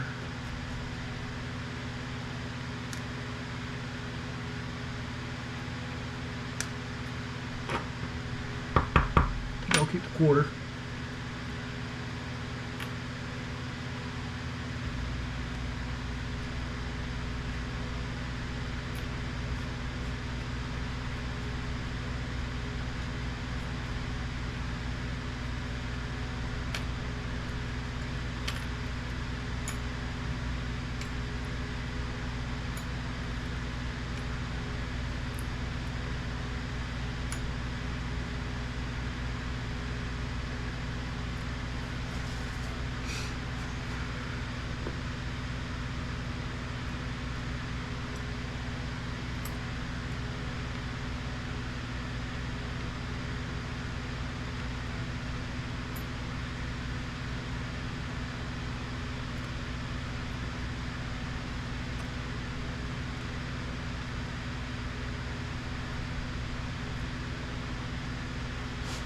I feel like I need to get my tweezers out here.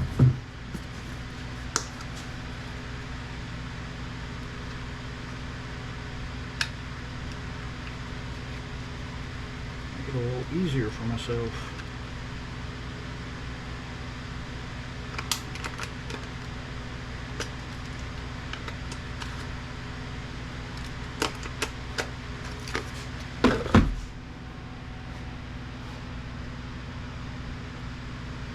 And I'm putting these silver contacts over with the brass because I'm going to wind up melting it all together, I'm fairly sure.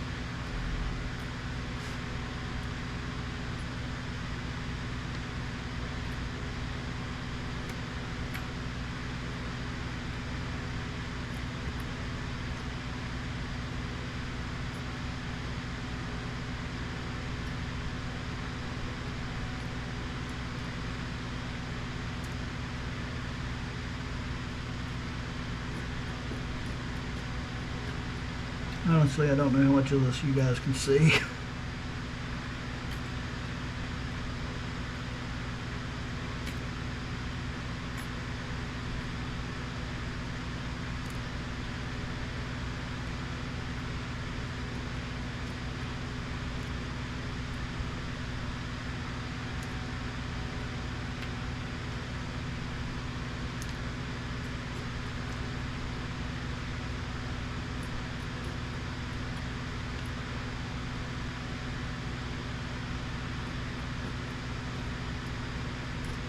Yeah, I think that's everything but the little pieces of wire.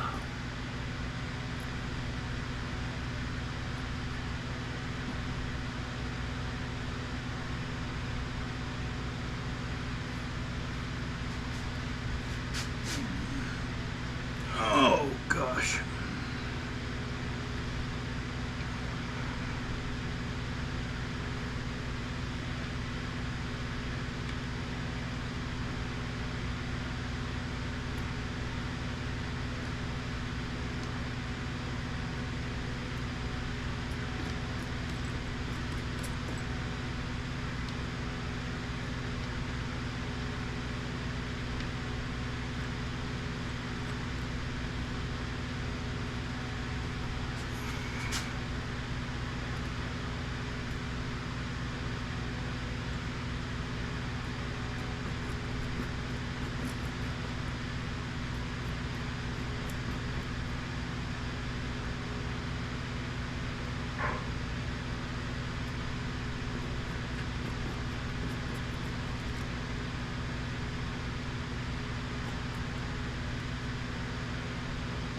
That's another one of those gold-plated items.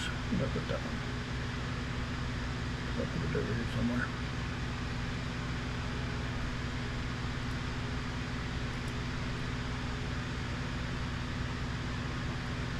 And I know I just saw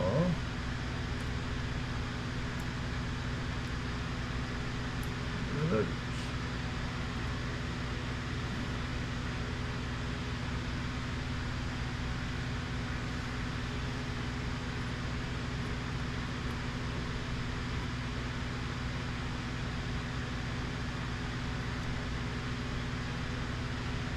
Yeah, see, these are those, the ends for the antennas that have gold plating on them.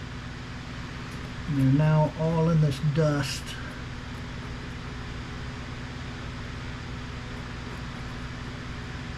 So picking them up is hard. There's another one.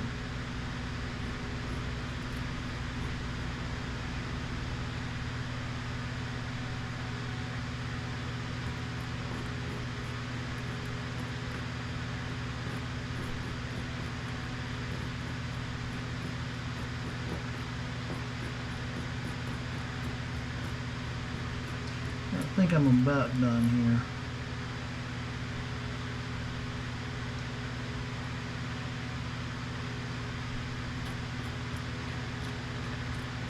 I think that's about as good as it's going to get.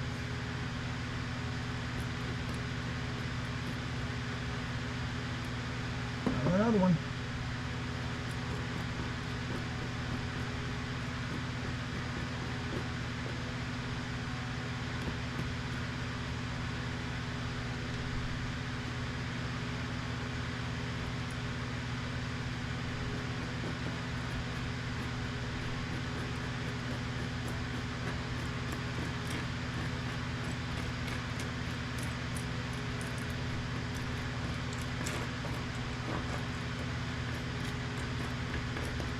The rest of that is junk.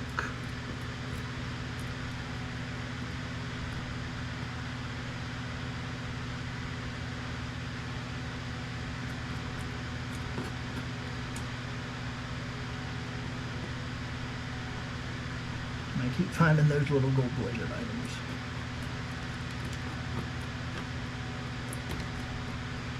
And then snip those off, put them aside as you do. That way you don't have to waste time doing what I'm doing right now. I think that's it. We can get rid of all this junk. This little That's a circuit board.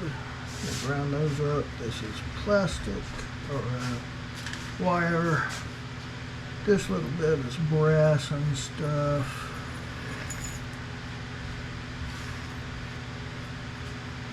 Which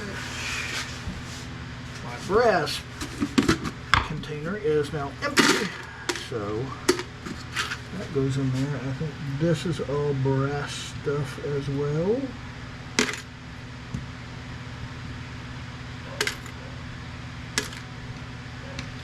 And what I'm going to do is I'm going to melt all this stuff down, and we'll use electrolysis to separate it. Pull the copper out, pull the silver out. Well, we'll pull the copper out, try and remelt it at that point. Pull the silver out, and then try to pull gold out. I don't expect to get a heck of a lot of anything, so we shall see what we shall see. This needs to be gone through a little bit finer. There's another of those, another of those, and another of those.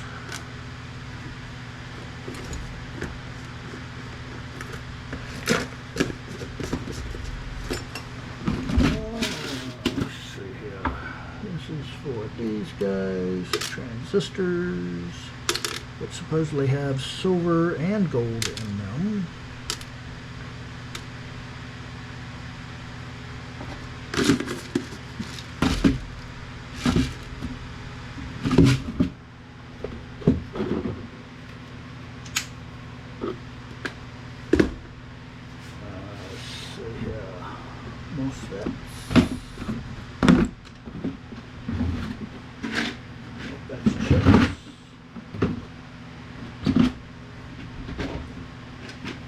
There's my MOSFETs.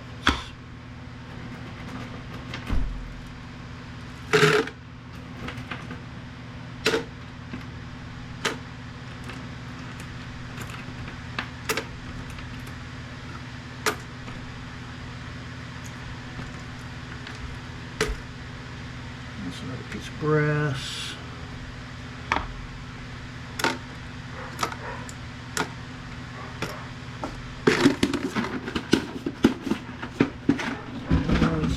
I'll show you to add to the pile.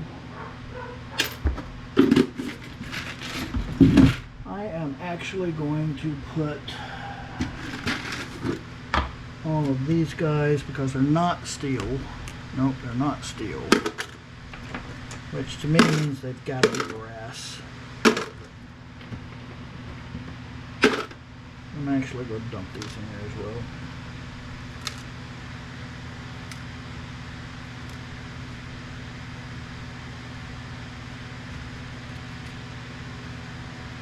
That flat pack, whatever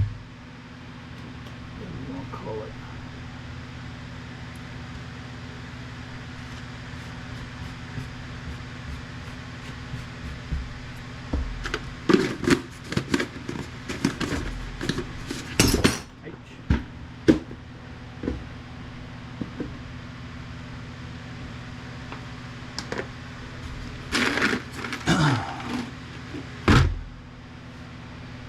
Let's see, these are end connectors with plastic still on them.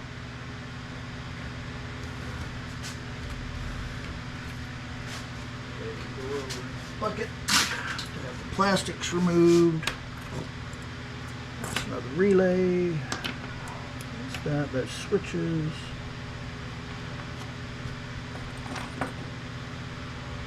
This is stuff we don't really know what to do with yet. Okay, that piece.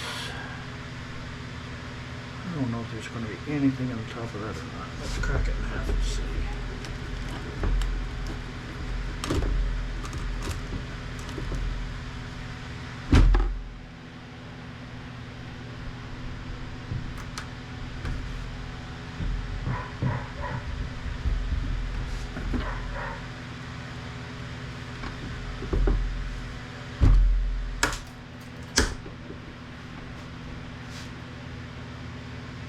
Yes, there is stuff in the top half of that.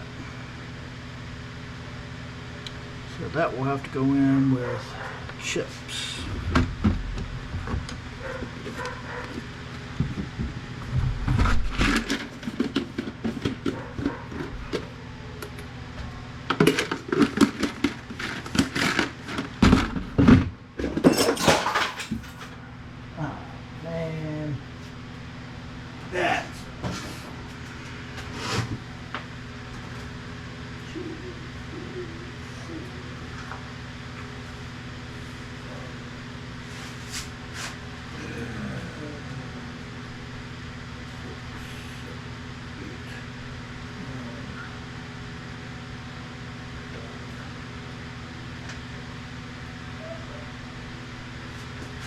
Rod.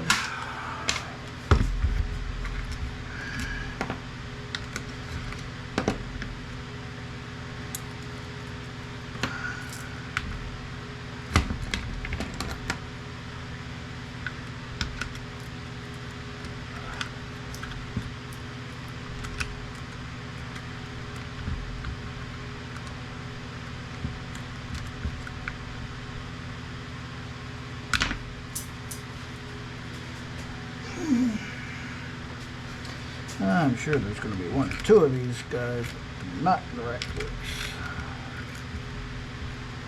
They're missing.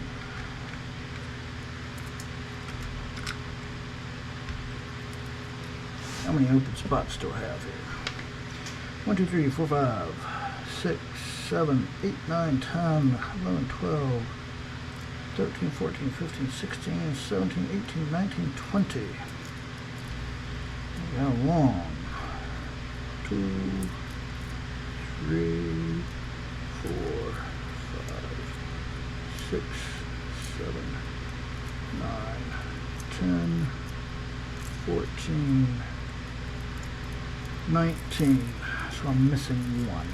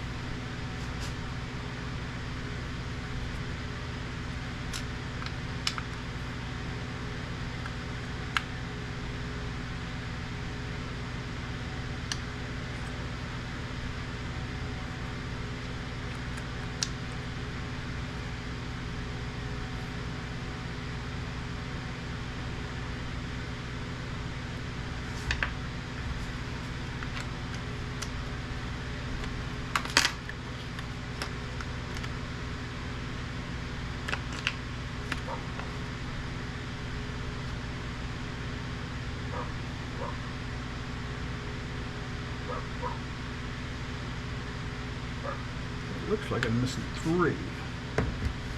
Don't know where this guy goes. That guy goes there.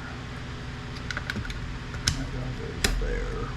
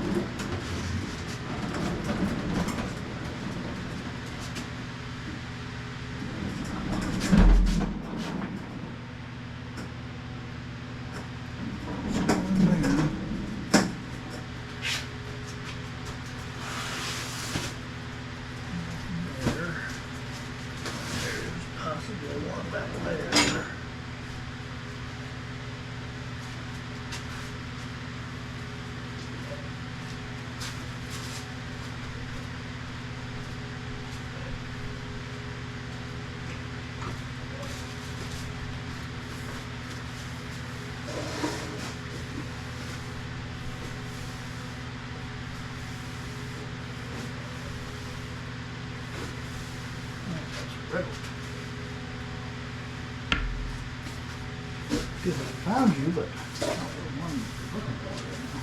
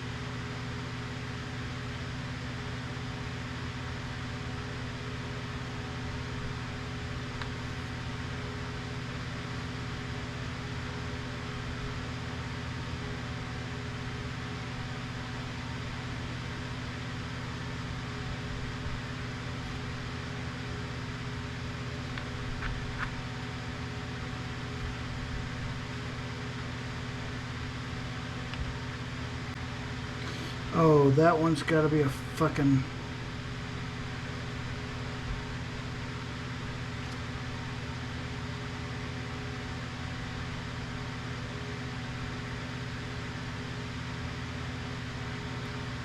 Phillips quadruple zero. That's you.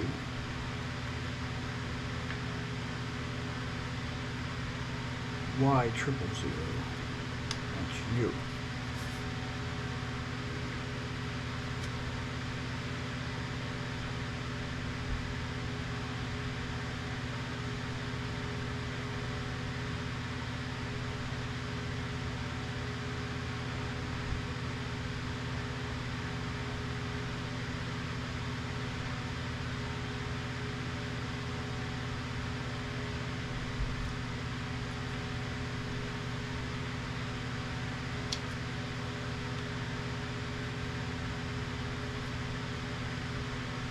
Okay, found them all.